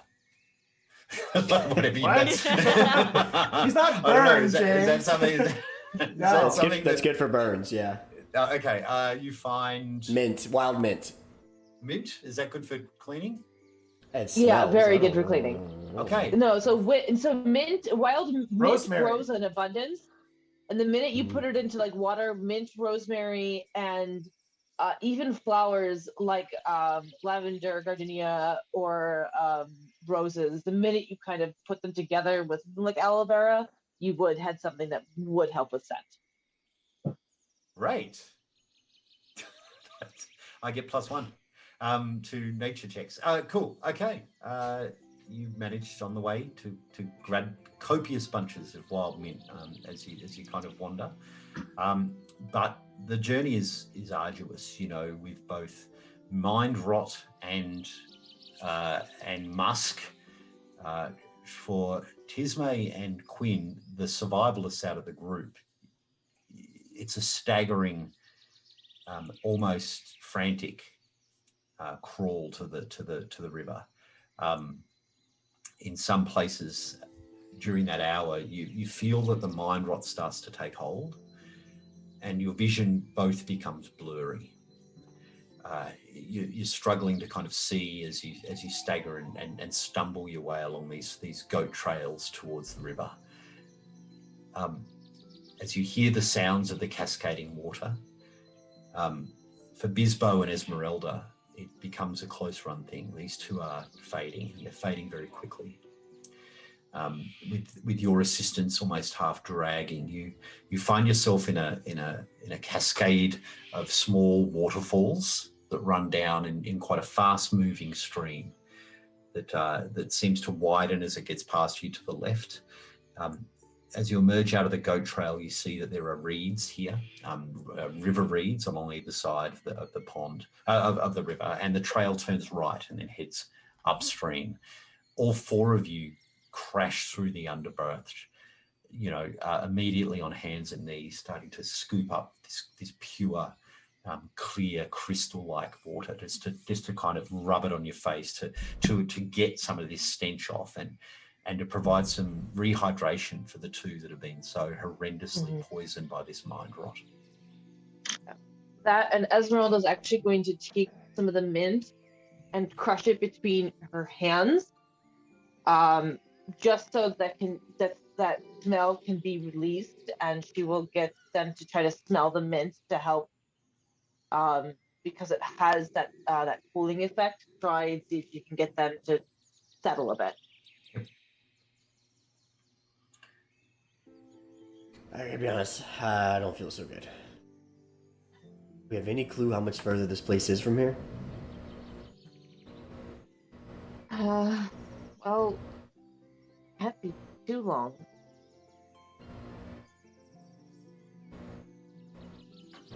Yeah. You would expect, from what Romilly had said, you were hoping to be at this place kind of mid-afternoon.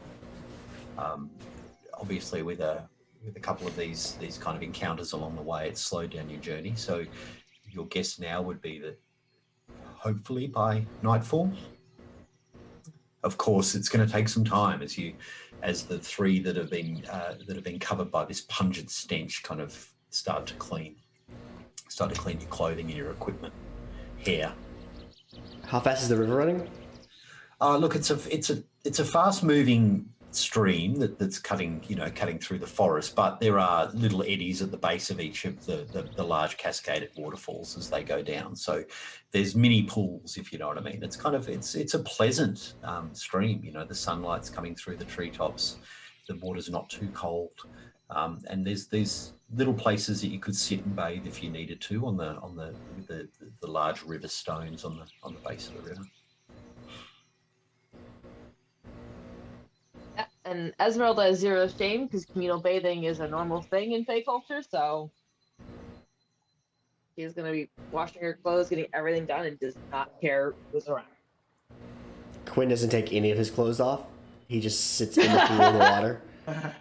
Gets like as low as he can so that he can still breathe with like his hood draped over him, and just kind of just lays in a corner of the pool. Nice. Tismei somewhere in the middle. She'll definitely take off her outer garments in order to get those washed better. I'm probably a little bit confused by how, like, without abandon that Esmeralda is, but also confused by how shy, I guess Quinn seems to be. But we'll just kind of focus on as much as she can with the mind rot on getting the scent out of her clothes. For those with a mind rot, your thinking is cloudy.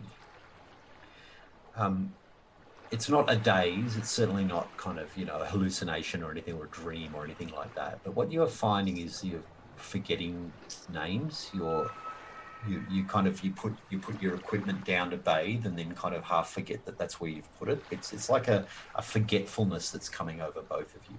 It's a strange thing where you immediately forget something after you've said it. Like a short-term memory interruption. What's Bizbo doing Do we in ever the water? discover? Do we know what this actually is? Do we ever discover what this is at all, or? At the end of last session, Tismei had a sense that it was a disease, but it was a disease that was beyond her. Oh no, it was within her capacity to heal it, but it was just difficult because she'd not prepared those incantations for this week. Spend some time thinking about it. Okay.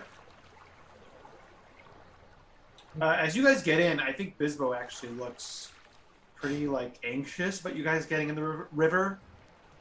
He'll kind of be whispering to you wait, isn't there sharks in there, or can't you drown? Sharks. Esmerelda, she's washing her hair. Pictures? No sharks. You could drown, but There's as probably long as fey you don't sharks in wade the too water. Deeply. It's so big, and this There is the is biggest. no such thing as fey sharks. You are the worst, Quinn. Immediately a face shark leaps out. It's just so big and goes on forever. I've never seen so much water. This is like a little creek, right? Pretty much. Yeah, it's a stream. It's not a massive river. It's a stream. Yeah, it's so big and goes on forever. Never seen so much Esmeralda will water. just kind of giggle and just, I'm guessing they don't have a lot of waterfalls and rivers where you're from. I guess is there? There's not really rivers from when I crossed from Sal's There would have, Bay yeah, there would have been a river or two. Yeah, absolutely. But whether you were, near it. Yeah. I mean, I was in the sewers, but this doesn't really count. The sewers I know. That's sludge. That's not. This really is a water. medium-sized sewer, you'd have to say. Oh, okay. This is like medium. This is like it's weird. It's like a sewer, but without all the sludge. So you just go right through. You don't kind of stick in there. Like it's No, odd. this It's so is clean. bizarre. This is clean and fresh water. It's so weird. I don't know how you walk there without the sludge shoes on. I kind of Don't. reach in very hesitantly and kind of. Is he close to me? Cold. Esmeralda's actually It's going to cold. splash Bizbo. Yeah, wait. This you pull the end like If you reach your hand kind of close to where Yeah. I'm just brooding, there's a chance I just try and snatch your arm and pull you in. Perfect. Okay, what's Dex that? save. Dex save. Yep.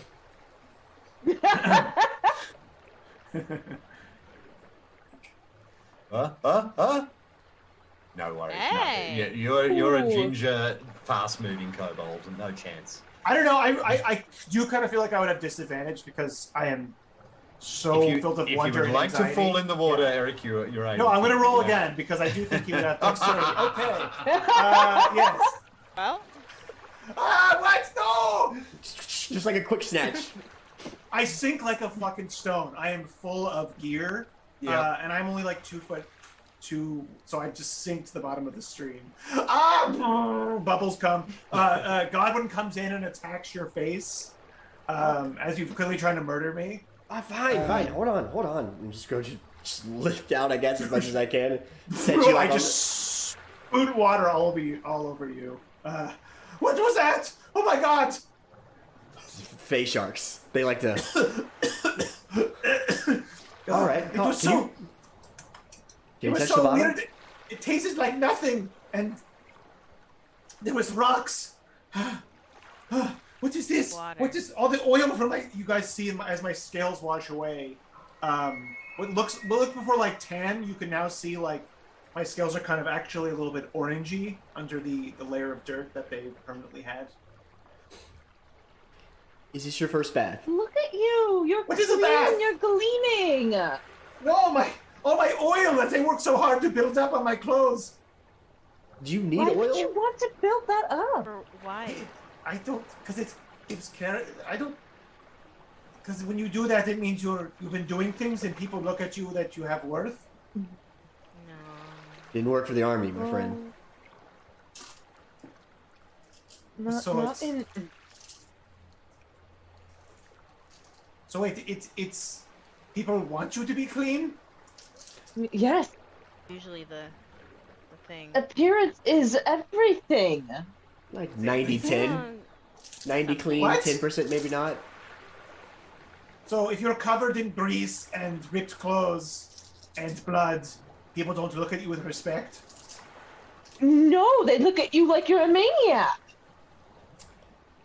If you're Well, telling this us, If you're actively doing something, that's one thing to be covered in grease. If you're actively in it, but once you stop, you're expected to usually clean.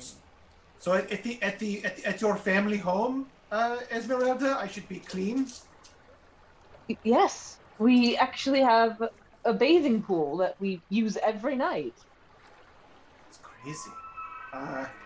So how does this work? What do I just jump in again and kind of roll around while drowning? No, or... you just take... she's going to scoop up the water and just take little bits of water and just put it over yourself and use the mint to scrub in between areas that may have a buildup, and then just enjoy it. This is a process where you just get to relax and try to wash away all of the stress and the worries that you have and come out feeling clean and refreshed and ready for a new day. Max? Wash away Yes. the worries? I don't... Yes.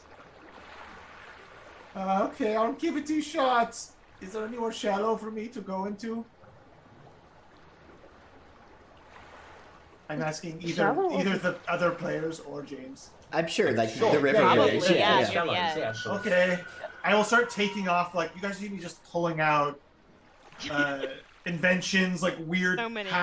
half-made like nightmare creatures that are just half in production, so they're just not complete yet. Just pulling out metal bits, just everything. Like almost my volume multiplied. Like you don't know where everything is coming from. As I'm stripping down to, I guess, just kind of like a loincloth. Which is Leave just the way too loincloth on. small. Leave the Way too loincloth. small for what I'm wearing. Is that? And I'll, Do kobolds have cheeks? Is that like tucked in some scaly cheeks in oh, the I back got some there? cheeks. Oh, he is a bubble butt. He is a full bubble butt. Oh, He carries a lot of stuff. I mean, he is thick. He is thick in that way, I would say. It's actually quite impressive. When he actually pulls out, he's a little ripped, actually. I want to say he has like a little six that pack. skinny, He has skinny some defined ripped. pecs. Yeah, he's like cut. He's definitely cut. I mean, he does This work is the in character a development needed. factory. Yeah, and he has like little like when like a little Russian, like 12-year-olds, those little Russian 12-year-olds who like work out all the time. He has Yeah. like little boy muscles. I do not Uh, share that Oh. reference. Never seen that like little workout kids. Like he kind of that's what his body looks like. It's like a 12-year-old who works out all the time. Yeah, he'll get in. Right. It's good. Sorry, James. And with that vision of a kobold bathing in a mountain stream, I think we're going to take a little break and just kind of get some focus. So we're going to take 10 minutes. I'm glad that the thunderstorms kept the power on in Chicago, so that's great, Jared. Thank you very much. And we'll return after we've got the musk off the group. But we'll be right back. We'll be right back in 5 or 10 minutes or so. We'll see you soon. Bye.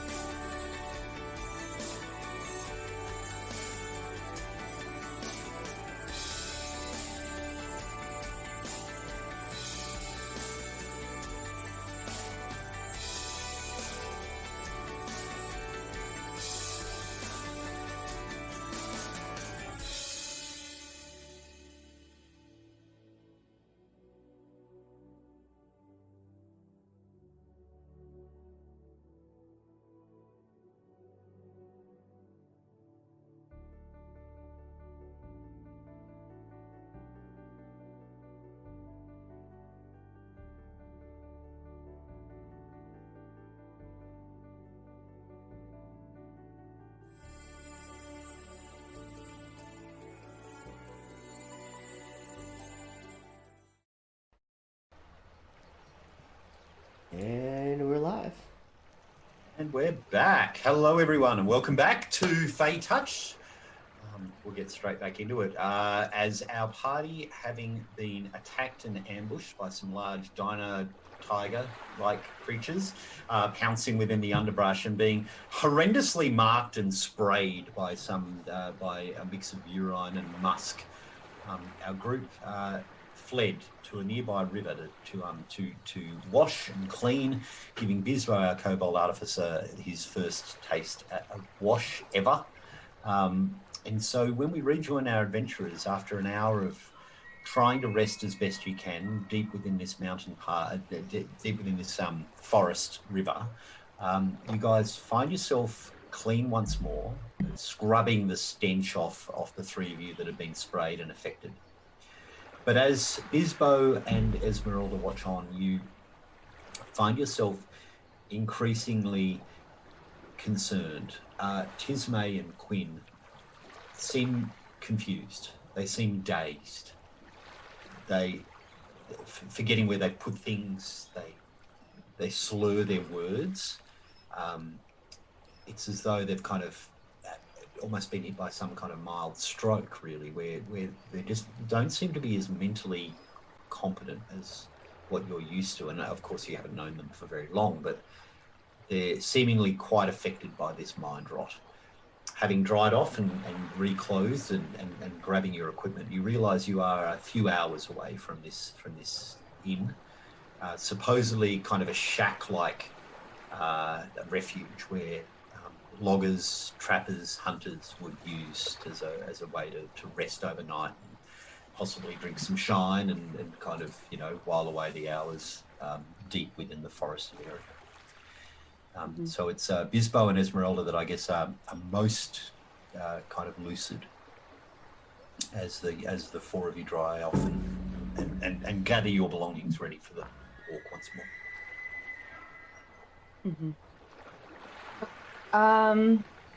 Esmeralda is going to kind of look to Bizbo, and I think we should just follow the river.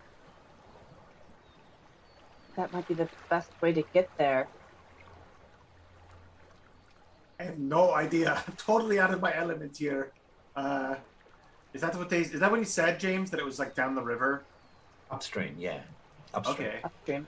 Yes, I think that's the best. That's definitely the best idea with these two. They just, I guess I'll tie some ropes to them. 'Cause at this point, they seem like they're losing their mental faculties quickly. And then maybe kind of like, tie some ropes to them. Queen? They can still react and talk. They're just a bit. Oh. They just seem a little dazed, Just in confused case. about what's going on. I don't want them to wander off. So Yeah. Tismei, it's this way, Tismei? It's upstream? That sounds... Sure, yeah, that sounds okay. That was very competent. As Bizbo tries to tie a rope around Quinn, can I try to reverse tie it around his hands? It's act like I'm helping, but actually tie his hands up. Make a sleight of hand check. Thank you. I don't even know if I'm trained in this. No, I'm not bad.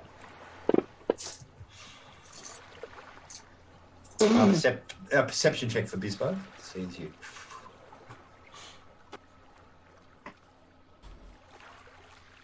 So,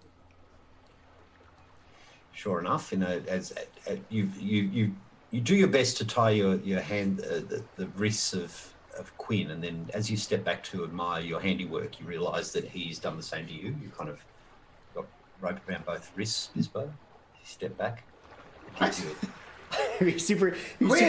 Quinn's almost giggles, because I feel like if he's got mind rot, he's going from a character that is kind of shy to being weirdly open now, because he's kind of almost he's punch drunk. So he kind of giggles. Yep. Yeah, and then kind of rubs Bizbo's head, and then just starts walking in the random direction with everyone else. Okay, usually I would love these brotherly shenanigans that we're doing, but right now I'm kind of worried as Esmeralda. I think doesn't feel... I mean, I've always wanted these kind of play between us, but I don't know. I don't think this is normal. Hmm.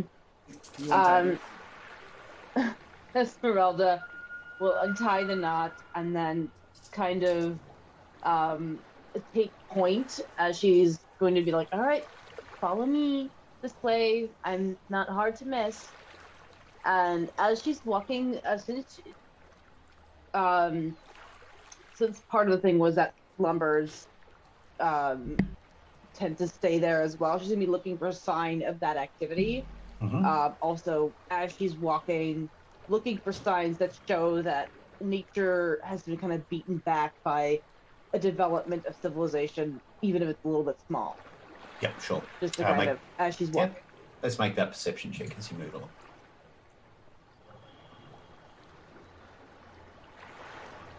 Yeah, good. Nice rolls. Yeah. Get them all out for the nonsense that we're doing just to get to where we're trying to go. Yeah. As you wander, you notice that there has been some level of human impact. You see that there are a tree every now and then that's been neatly cut. You see that there's some areas that have got axe scars on them, where an axe has been struck against the trunk of a tree but not felled. But one thing that you do notice is that it's been a long time ago. There doesn't seem to be much around this forest.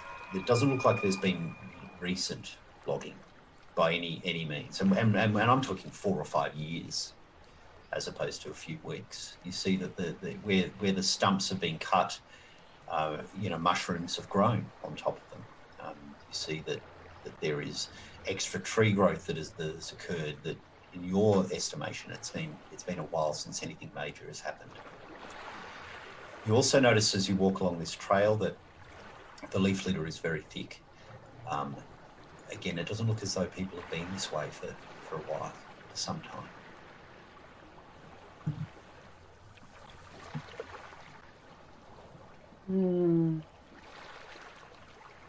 Esmeralda's going to kind of like look at Bizbo, and for an area that's supposed to be filled with lumber workers, this has been untouched. So either they've moved in a different direction, or we should be on our guard. I haven't stopped being on my guard in this super scary place. Not that bad, Bizbo. But there's mushrooms. Those have attacked us. The weird cat things. I'm sure there's plenty of dangers where you're from. Yes, but they're, those are known dangers. Yes. Yes. At least those dangers are known at home too. Every place has dangers. But if you're smart, I know how to be smart in the other place. This place, I don't know about the things here. I don't know what. It's just so weirdly not. Everything is there's no straight lines. Everything is curvy, and green, and it's clear of air. There's no like smoke and straight steely lines that just make sense on a grid. Well, there's lines everywhere. Oh, here we go. Okay, Quinn. What do you mean there's lines? There's dozens, hundreds of lines running through this forest, flowing in all sorts of different directions. I was talking about straight lines. You're talking about crazy talk, where they're all wiggly and wobbly and. I don't know. Actually, the ley lines, are they pretty straight? I feel like they kind of ebb and flow. But I don't know. Curve with the natural contours of the landscape, but they're not. They don't. There's no right angles with them. They're kind of right. They flow with nature. They would follow a river, or they would follow a ridge line, or a mountain, or skirt around a mountain. Esmeralda was actually going to pause and can you sense and see magical energies? I'm sorry? Can you sense and see magical energies? Oh, that's my job. Is to see I did. magical energies. So you can see the weave of magic. Wouldn't I look hard enough? It takes some time. I don't see it now. I don't think. That is impressive for a mortal. What are we talking about? And he was just kind of like, it's just kind of stand there, like looking around. Are you looking at a weave of magic now? No, I was looking at that bird. Bird! I pull out my gun. Do not. No. Bizbo, you know what you should What? do? Yes?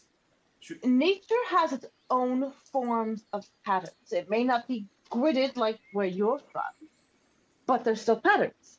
You should use that brilliant mind of yours to study this area, to figure out the patterns. I'm sure if anyone can figure it out, it's you. Brilliant mind? Can I try a deceptive check to hold back my tears? Yeah, sure. Deception check. Yeah. The choking up of Bizbo. I don't It's wanna- his second compliment in his life. No, it's opens the. You see the water well and there's big kind of puppy dog kobold eyes.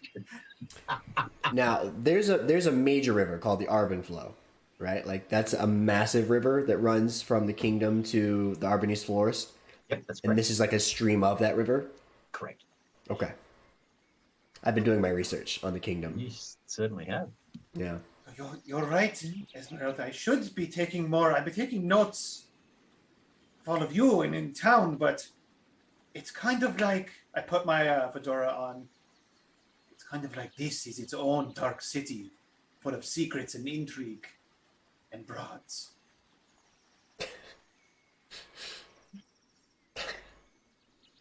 Bizbo, polite bit of advice. This is very much what the Feywilds look like, but I would avoid calling any Fey abroad. Or Dane. Why? That's what Drake called them. He seemed. Isn't that not? The Fae do not react well to feeling insulted, even if you don't mean it as an insult. If they take it Insult? as an insult, right? How do I put this politely? It's dehumanizing to be referred to as a dame or a broad. What? Really? What if we just called you a lizard? But I'm not a lizard. Why would you call Esmeralda a lizard? I'm talking to Bizbo. Why would you call me a lizard? Just because it was a way to refer to you that was very, I don't know, abstract. It's rude because it's so impersonal. Mm-hmm. He's more like wrong species, but okay, so I didn't. He just said pretty ladies who are mysterious are broads or dames. So I thought that was a compliment that they're like pretty and mysterious. That's not. I did not mean to insult you. I'm so sorry. I know. Oh my God! No, How can Bizbo. What? Bizbo, it's fine. It's fine. I know you didn't mean to insult you, but I'm just warning you that even if you don't intend to insult a Fae, if they take it as an insult, it can be very bad news for you. So perhaps not say that in the Feywild. I did do research, and it did say that they're very capricious. Mm-hmm. Change their minds on a whim. Okay, I will take that. Wait, Tismei! Been humming to herself walking along this whole time. I poke you. Tismei, when I called you a dame, was that insulting? A little, yeah. Oh my God. I mean, I didn't take it personally. It was a little bit confused why you were using it, but I wouldn't continue to. Mm-hmm. I won't. I had no idea. I said Drake just told me that pretty ladies who are mysterious are dames. And they will draw you in with their feminine wiles. I wasn't sure what that meant. I wasn't sure what it meant, but it sounded powerful, so Great. Maybe don't use things until you're really sure how they're supposed to be used. Well, It's kind of like That's kind of your Drake. whole thing, isn't it? That's your whole It's thing. kind of like, I don't know. It's kind of like Drake was. He didn't know everything, maybe, and was not the best toward women. I'm kind of getting that vibe now. Now that I think back on it, he talked a lot about his ex-wives. Esmerelda's gonna just pat Bizbo's head and Bizbo, there are very few people that are absolutely perfect, so I'm sure your mention was flawed in some ways. Maybe a bit more than you think, but flawed. He did drink a lot and was constantly broke. That's a lot to think about. Sorry, we should continue on the roads before they lose their minds completely. Quinn reaches. Yeah, Quinn Esmeralda yells. will continue. We can bathe over here, guys. There's a pool over here at the end of the river if you want to. We don't need to bathe again. We've already bathed. Your hair is still kind of wet, don't you? Can you feel it? Okay. Let's That keep checks out. walking. Esmeralda, if Tismei is the, I don't think Tismei can even heal herself right now. I mean, look at her. She's talking to that bird. Have no. Just a little concerto over here. What are we going to do? I can try to study it more and make a concoction, but there's no. I have none of my normal chemicals and gear here. I'm sure a long night's rest might help them as well. So we need to get them to safety so they can rest, and hopefully we can bring Tismei and Quinn somewhere where they can rest safely. So let's keep them moving, and Esmeralda is just going to be kind of herding them all and just keeping everyone together. So she's kind of moving in a circle as she's leading them. Just be like, all right, don't stray, don't go near the river. Maybe this druid that we're supposed to find can help. I can't. Did you remember what was his name? I wrote it down in my notes. Bizbo wrote it down. Was this Gilbert, Romilly's husband? Yes, this is Romilly's ex-husband, or husband estranged. Ian. I don't know. By the way she described him, he sounded like a putrid man, so I chose not to really remember his name. Anyway. Gilbert is the local hedge wizard in River. Oh, yeah. Okay. You work your way along the stream banks once more, and you seem to be rising, so that after a while, after an hour or so, you find yourself kind of almost half clambering up boulders as the trail works its way up a ridge. You see, this place is pretty. It's really beautiful. The forest is green and lush. There are cascading waterfalls as you're walking alongside, and every now and then you'll see a large torrent, a large cascade that might be 40 or 50 feet high, and so it is a peaceful, elvish-like wilderness as you walk your way up the ridges towards the east. After some time, the river expands. And becomes wider, and you see that there are other tributaries that kind of form its way into this. It's not the full extent of the river, but it's still it is getting wider. It's getting larger, and with that, the water flow becomes a bit stronger and a little bit more louder as you're kind of working your way up the stream. After almost 2 hours of hiking along this pathway, you come across a crossroad, or rather a bridge. A quite sturdy but old stone bridge appears in the distance ahead, seemingly carrying a wider carriageway, a wider thoroughfare. A road inside this forest.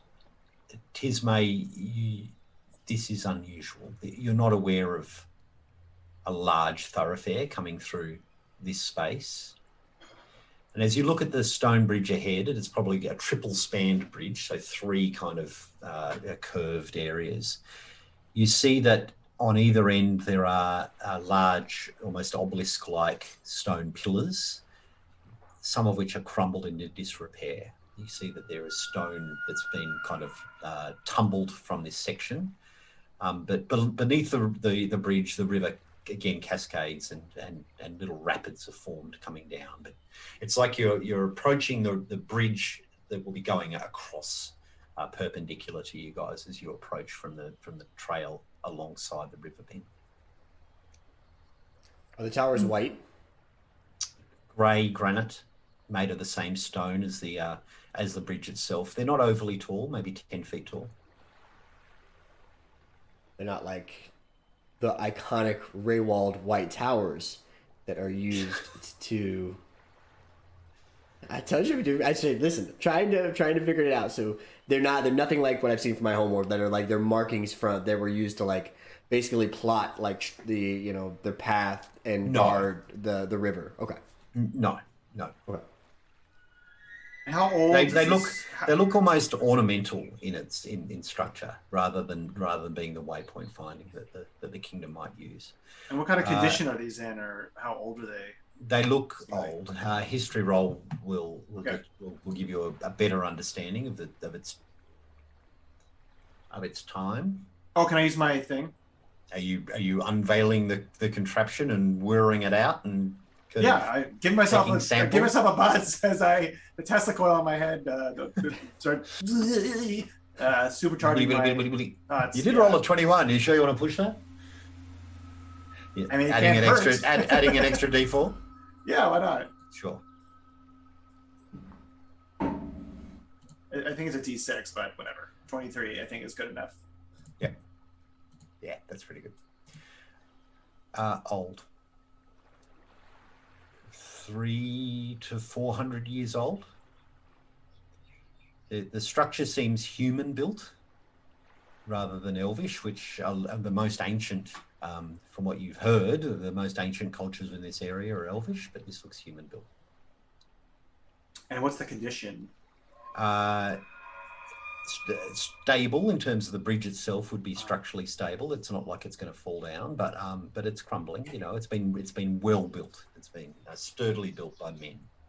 Do I have any type of reference for this architecture, like any ancient or just old civilizations, or have you seen examples of this in any of the cities, or have I read about it? Yeah, why not? It's a simple, more crudely constructed type of architecture that you would find in the eastern cities. Okay.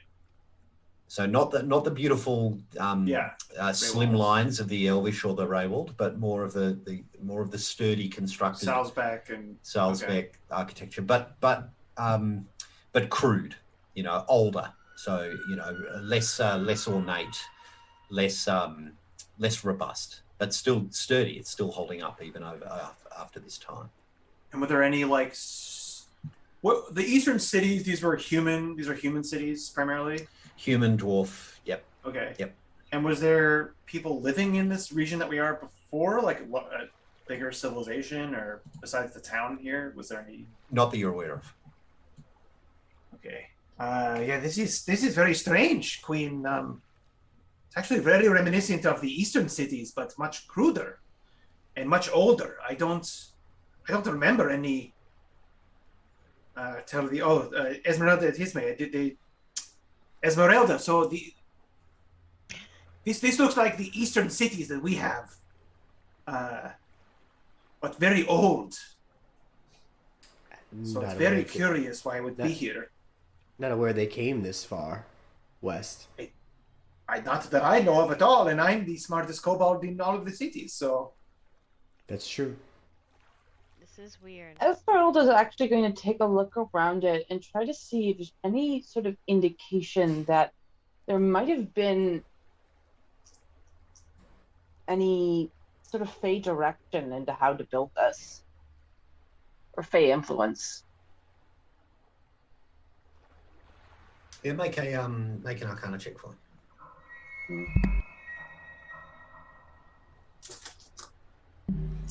Looks crude. It looks, crude's probably the right way to look at it. It seemed haphazard. It's just stone on stone. There's been no carving. It's not ornate. It just looks ugly and plain to your eyes. I mean, we are in a heavy forest, right? Yep.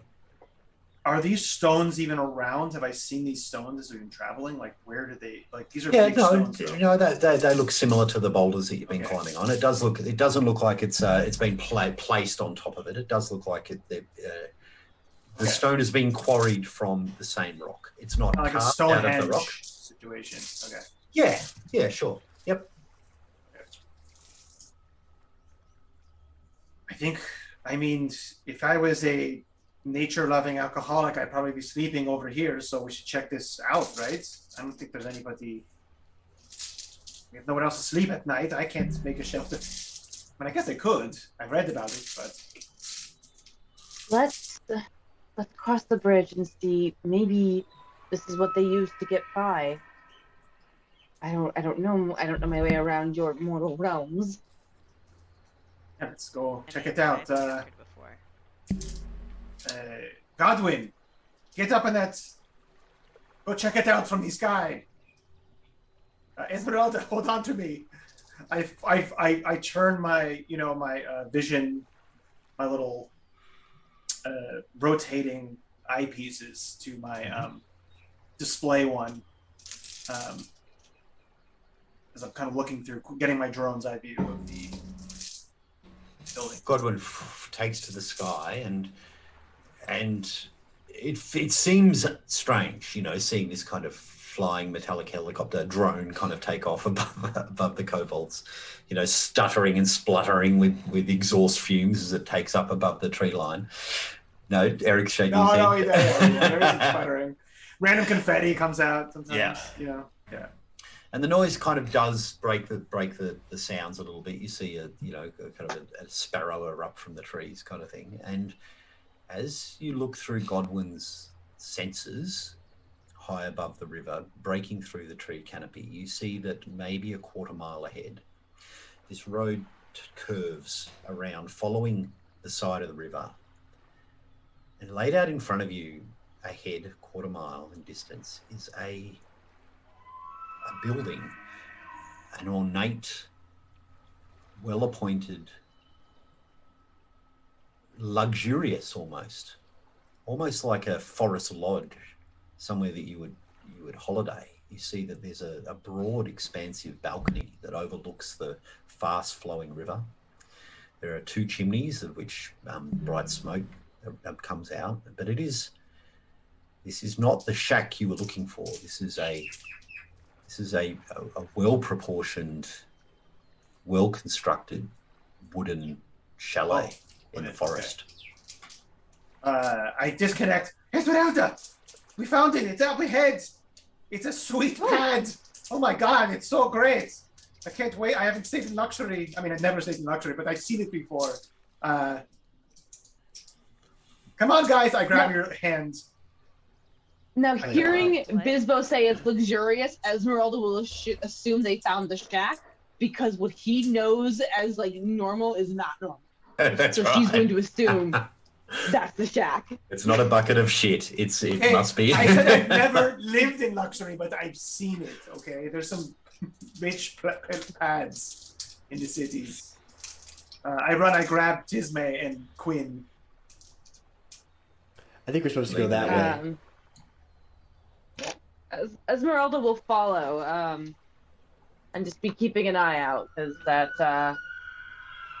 again, she's still seeing the signs of any lumber work or just general civilization. Yes, a little bit more. Again, it seems like it's been a while ago. Along the trail, though, you are getting a sense that this is a more traveled thoroughfare. This is not a single goat track. There are ruts from carriages and from horses. And this road does look like people have moved along it. and recently too. Like it looks as though this has been a place where people do travel and do move. As you go further along this little road, ahead you see that the river is crossed once more by a stone bridge, again a similar style, and then perched beautifully within the landscape you see this inn, a balcony with tables and candles set on it, and you notice that the sun is starting to set. This looks beautiful. This is a low gabled roof that seems to have a kind of Tudor-like stuccoed walls intercrossed with the dark wood. You see that there's a front step and balcony and a sign that hangs from above the main door saying the Cerulean House, which is as Romany had described it. It does look like there is a stone kitchen attached to this building, and to the north there is almost like an attached structure that would probably house rooms. This looks like a proper tavern. Out the front there is what seems to be a wagon, no horses attached, but a wagon that's kind of sitting square within the yard. There's no stable here, but it does look like there's been a fair amount of traffic, and with the cascading river running right past the balcony, this is a pretty place. This is pretty, but now she's suspicious because Romilly described it as a cat. Yeah, absolutely. Esmerelda's going to stop the group and turn to Bizbo and, do you have that contraption that can detect when something is magical? Of course, just takes some time to deploy it. Esmeralda's actually going to just start examining the outside of the inn, trying to see if she can see the shimmer of fey glamour. Yeah, sure. What you do see is dim light coming through the glassed windows, and you do hear the sounds of music from inside. You hear the sounds of what seems to be a lute being played. Are you looking at a perception, arcana? Are we casting a spell, Taylor? What is it you want to do? She's going to do arcana. Yep, okay. Make an arcana check. Quinn's going to walk up to the door. Yep. We'll just leave it there. And roll, hold on. Still got your 8 from the bridge. Okay, my arcana is not. Hold on. There we go. 17. This looks normal. There doesn't seem to be any runes attached to the building. It doesn't seem to be anything etched. There's no stones that are circling it. You don't get a sense that the spell has been cast, obviously within this space. Esmeralda's actually going to kind of relax and, all right, maybe Romilly's husband sobered up. Let's go inside. You walk into a pleasant-looking tavern, and immediately you hear the sound of the lute playing. Walking through the main stoop, following Quinn, you see on the opposite side to the main doors as you enter this beautiful space is a roaring fire. Sitting by the fire, his legs kind of propped up against a chair, is a minstrel of some description, his large fluffy shirt just kind of playing a lute almost absent-mindedly as he's kind of looking around the room.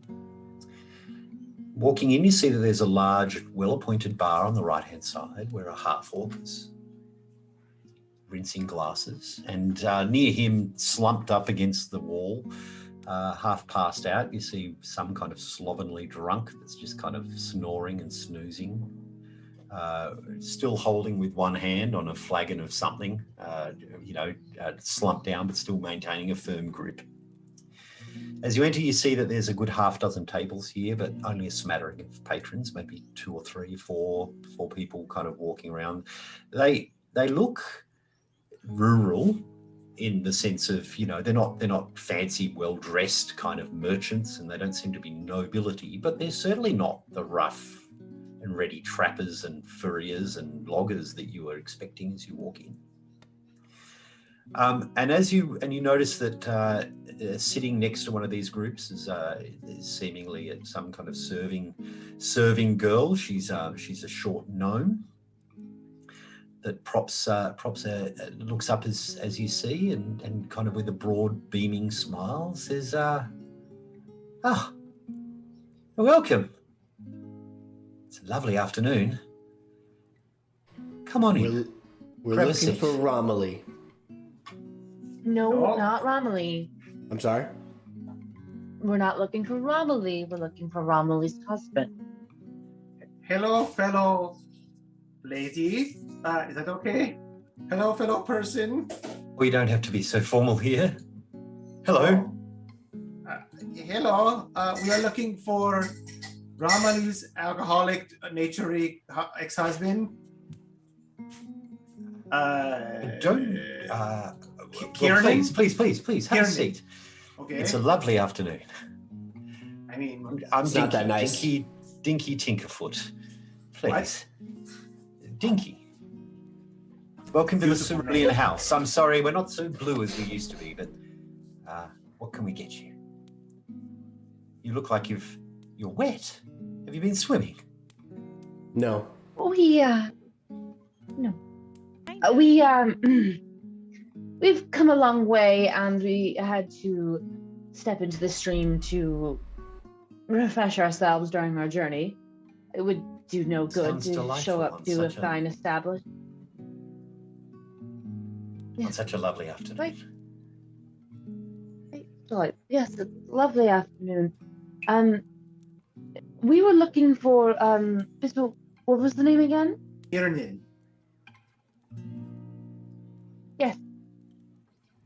Kieran. Ian. Please come in, have a seat. What can we get What you? I said. Kieran, we need. What is it? Is it Kieran? Esmerelda will just kind of quietly nudge everyone to a table and actually, if we could have just a place to rest for a bit. No drinks? Be calm. And Do we she need gestures tea towards the or- half-orc who's... We wouldn't want to trouble you, no. I mean, No, DP, pretty we thirsty. will, we She would sounds just- pretty good, actually. And Esmeralda is gonna start like grabbing both your arms and squeezing tightly, and Ow. Tinky, we would just like a few moments to rest before we partake anything, if that's okay. It's been such a long journey. We would love to be able to enjoy what you have to offer. Oh, of course. Well, as you can see, it's a beautiful afternoon. It's a lovely afternoon. On the rise, outside on the balcony, or by the fire. You see that there's a little kind of wooden raised like platform that's kind of a little that's kind of on the left hand side. So on the right we've got a bar, on the left we've got some stairs that go to a little raised section. Perhaps wherever you like. Help yourself. Are you hungry? yes, Yes. I'm actually. Well, Can I have some chicken tenders or? Or some- Well, Mikom's been fishing all morning. There's some beautiful trout. Yes, actually, we would love to just take a seat, relax, and unwind, and then we will be able to enjoy and partake in whatever. Of course. Of course, Welcome to we're the going Cerulean. to. Thank you. We will take a seat near the fire, and lovely Esmeralda afternoon. is still squeezing Bizbo's Oh, I- forearm like. I'm shut flexing. up. I'm flexing back with my little boy muscles. You move across I mean, to if the you want small to feel it, circular just table by ask. the fire. Yes. And the minstrel that's sitting literally next to the fire. You notice that there's a small table there, and he's got some sheet music spread out, and he kind of gives you a bit of a, one of these, continues to play. As you pull up some seats by Esmeralda the is circular gonna table. Esmeralda is gonna pull Bizbo in, and so we have just walked in to what I believe is a Fey run. Hey, what? Now, a Fey run in. Do I know what this means, James? My research. Arcana check. I won't use my electrocuting my mind right now. No, okay. No. It's Smoke not Shadow Chow. Fae. No Shadow Fae run ins. That's ridiculous. What's so bad about that? It's not a... I mean, you're nice. I like you. I mean, if you hadn't eaten, I want to go there. But just because someone is from the Port of Roses doesn't necessarily mean that they are of pure intentions. Does that make sense? Oh, interesting. Now, now you've become lucid. I'm going to advise you of eating or drinking of anything here. If you do, there is a chance they may keep you here for as long as they want. We need to find this man, and we need to. They keep you here. What do you mean they keep you here? They give you a contract, and they're like, "Hey, you can join our ranks," and then you sign that contract, and then they pretty much treat you like crap and make you build things for years. It's not. Do they need a baker? Tismei, you can bake. I wasn't the greatest baker of my siblings, but I could try if we need a baker. Sure. Do we need a We baker? don't need a baker. We don't need that. Tismei will be a baker. Bizbo will fix whatever needs to be fixed. I'll do the hunting. Esmerelda, you can shimmer or whatever you do. I don't really. Esmerelda, is this like, do they enchant you? Is that what you're typing? You eat the food and they enchant you? It's a part of the Fae. We thrive on etiquette and ways, and sometimes mortals partaking in the food of a Fae can keep them trapped within their realm forever. And if this Fae, whatever is running this, is considered in their realm, you may not be ever able to leave if you partake in the food.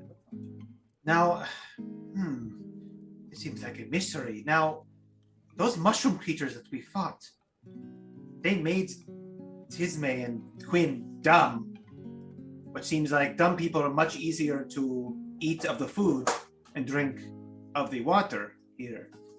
Do you think they're in cahoots? No.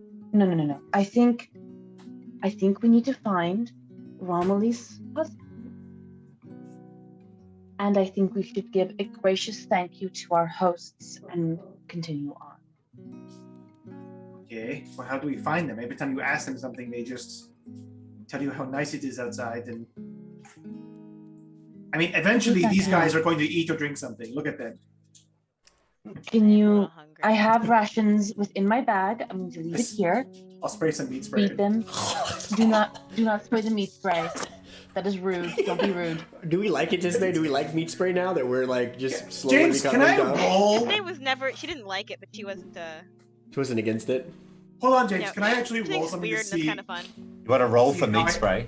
Yeah, how well I made this meat spray. Like, I did add some rosemary to it, so I don't know. You've made new meat spray since we've last been sprayed? So,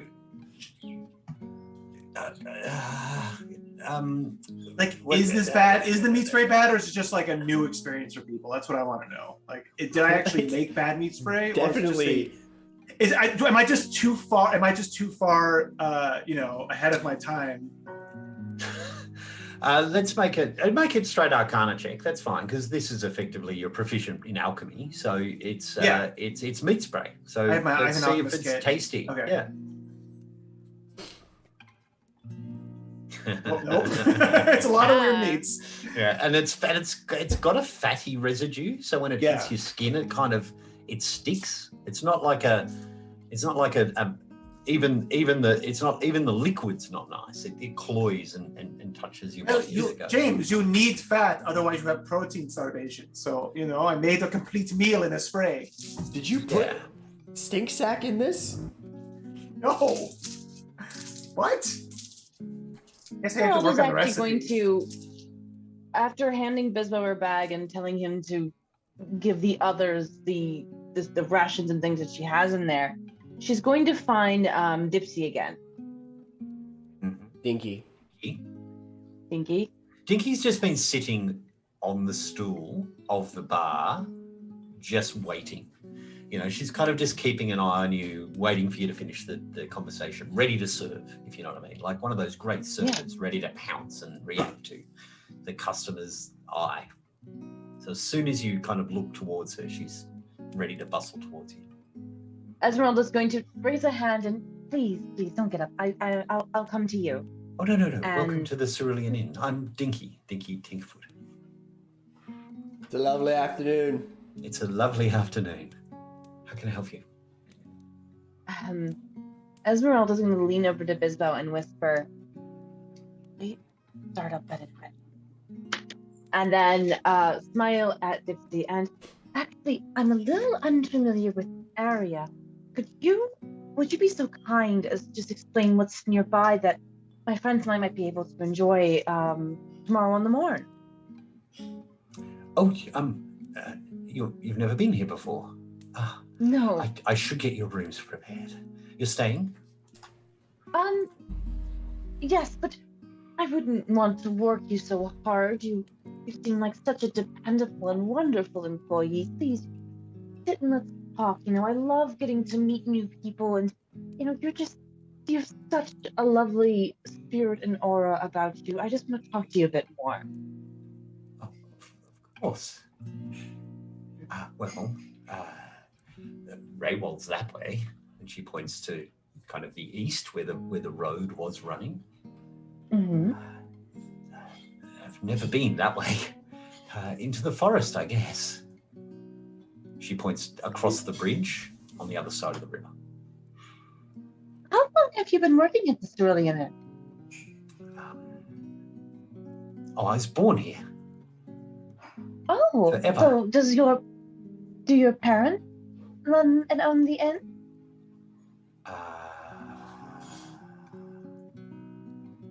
I don't think so. No, it was me.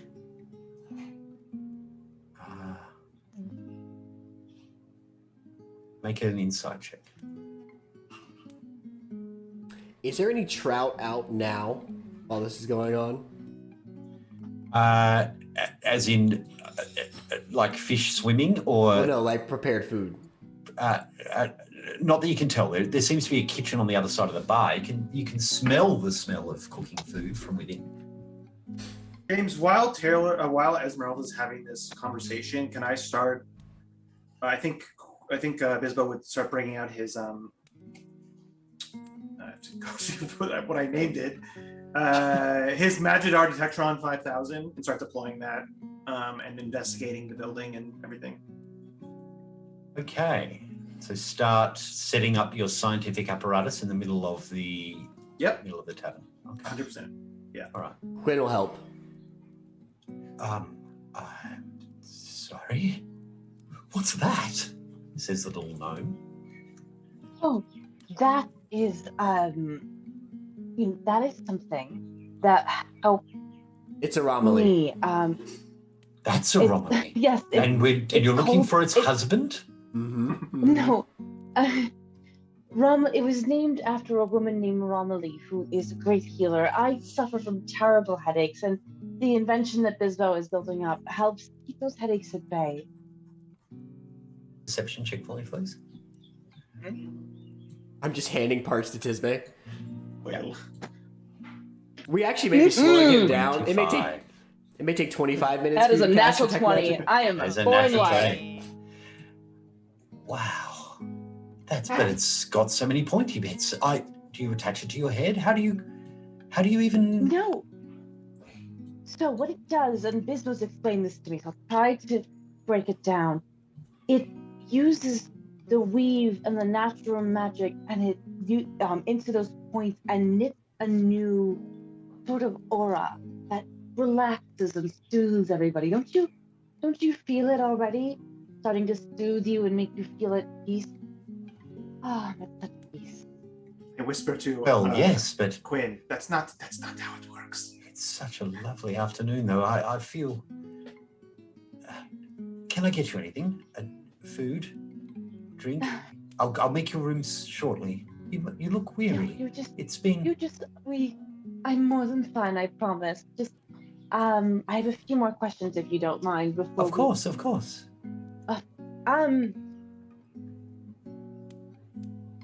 When was the last time you had a few of the lumber workers come through? I heard this was an area frequented by them.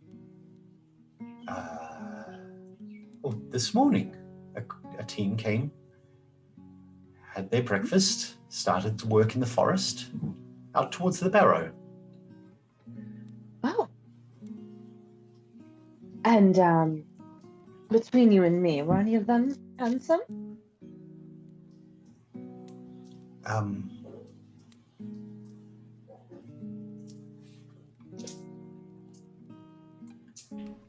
I'm sorry, I haven't got you a drink. No, I didn't Ale, ask for one. wine, Thank you. tea, milk? No. Can I get anything for anybody? Ale back here. No. No. He's currently suffering from an affliction, and that if you give him any ale or anything, it will make his mind rot even more. Can I That's get not anyone true. some food? Oh, Trout. trout? No. A plate of trout, of course. Bizbo! I'm trying. No, I said no. Eat a ration. I stuff a ration in your mouth. The meat spray. You should just shove that. No, one of Esmeralda's because apparently my meat spray doesn't taste good to picky, stupid humans with no scales. She bustles immediately Esmeralda. across to the bar and whispers to the half-orc and says, perhaps some trout. Let's get 4 trout. Let's do it. And then the half-orc kind of walks back into the kitchen, opens the door, and you see that there is a woman there. A human one that's just cutting vegetables on the other side of the room, and as he's entered the kitchen to order, and the door's shut immediately. Maybe that was Romilly. It'll do, pig. Muted Tismei. Got you on the head.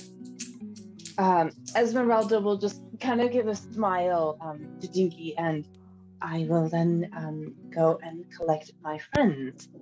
And she's going to turn around, move to the others, grab Bizbo, and we need to go now. And I mean now. If they eat the trout, we're stuck here. We need to go. We need to find this husband because their condition is getting worse. I mean, look at him. I know, but he's not here. I don't think this is the right place. I don't feel good about this. Okay. Okay, let's go, guys. We just There's some trout. And Esmeralda will once again I'm holding it. gather up the. Esmeralda's going to gather up the energy of the forest and everything, and then pass it out trace once more. Okay. So, Just. You watch as Esmeralda starts to put her hands together to cast this spell, and Quinn pipes up as you're mid-cast. He opens his mouth and says, "Why, hello. Welcome to the Cerulean House. My name is Quinn. It's a lovely afternoon." oh no. What? Can I get you guys anything? Some ale, perhaps? Some trout? No. That seems No. Oh, no. I smack him across the face. I don't think you work here, Quinn. Well, of course I do. Esmeralda is grabbing Bizbo and grabbing Tismei and just, we're going. We can't leave him behind. I will come back for him, but we need to get you two out of here. You go to leave and turn, and Bizbo, you've half set up your apparatus, so it's not quite working yet. You see behind you that there are 2 men. The 2 men that were sitting by the door when you first entered. One of them puts a hand up and says, "Please." And then in unison they say, "Can we get you anything? It's a lovely afternoon. Screw this. Ale, food." No. No. I'm about to burn this mother to the ground, Esmerelda. No. I pull out That is a bad idea. That is bad manners. That could bind you as well. Do not. No. This is bad. They've stolen our friend. Yes, but we can't do anything about it. Well, they're not letting us leave, so I don't see any other options. I don't like being in a corner. No one puts Bizbo in a corner. Really? Esmeralda will look at him, and etiquette states that as long as we have not consumed or infringed upon their hospitality, we can leave. They will insist that we can't, but we can walk out those doors. What about... And Esmeralda is grabbing Tismei, and my friend and I need some fresh air, and we'll try to step past them. The second that you go to step past them, one of them goes to place a hand on your shoulder. No, really, it's such a lovely afternoon. Which is why we're going to enjoy it outside. And Esmeralda will drop her shoulder and kind of break it off and continue trying to bring Tismei outside. Okay. The second man intercepts Tismei as you go to move towards the door. Until one of them is blocking the door, the other one gazing towards both of you. Can I get you anything? Ale? Trout? Please, we've almost made your rooms. Esmeralda the color in her skin and around her hair will turn from that light pink and blue to again that fiery red, orange, and her hair starts to kind of lift as she goes, no. And if I have to tell you again, I will make sure. And you see her just take a breath and, no, we do not need anything. We are going outside to enjoy the fresh air. Let us pass. You would not want to be rude to a Fey, would you? Make an intimidation check. And then as Tismei, I'll get you to make a perception check. I'm packing up your shit, Bizbo, in the back. I'm just kind of folding things that you left. It's fine. You guys watch as Quinn makes his way over to the bar. 19 on perception. Hang on a minute.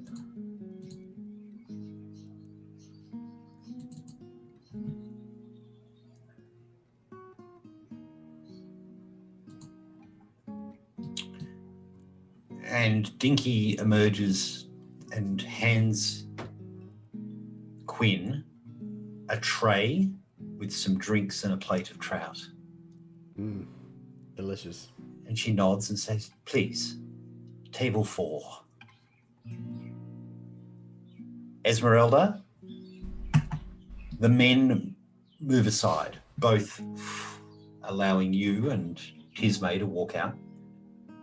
And then Esmeralda will turn to Bizbo, and Bizbo, come on. Never leave a man behind. Oh. Bizbo, we can help him from the outside, but as long as you're in here, you risk being kept here.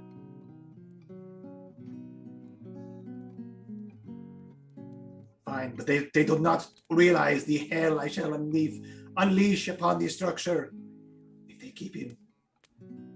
Bizbo, can I get you to make a wisdom saving throw, please? Okay. Latrina, I heard your mic that time, so your voice is coming through now. Oh, that's great. Yay!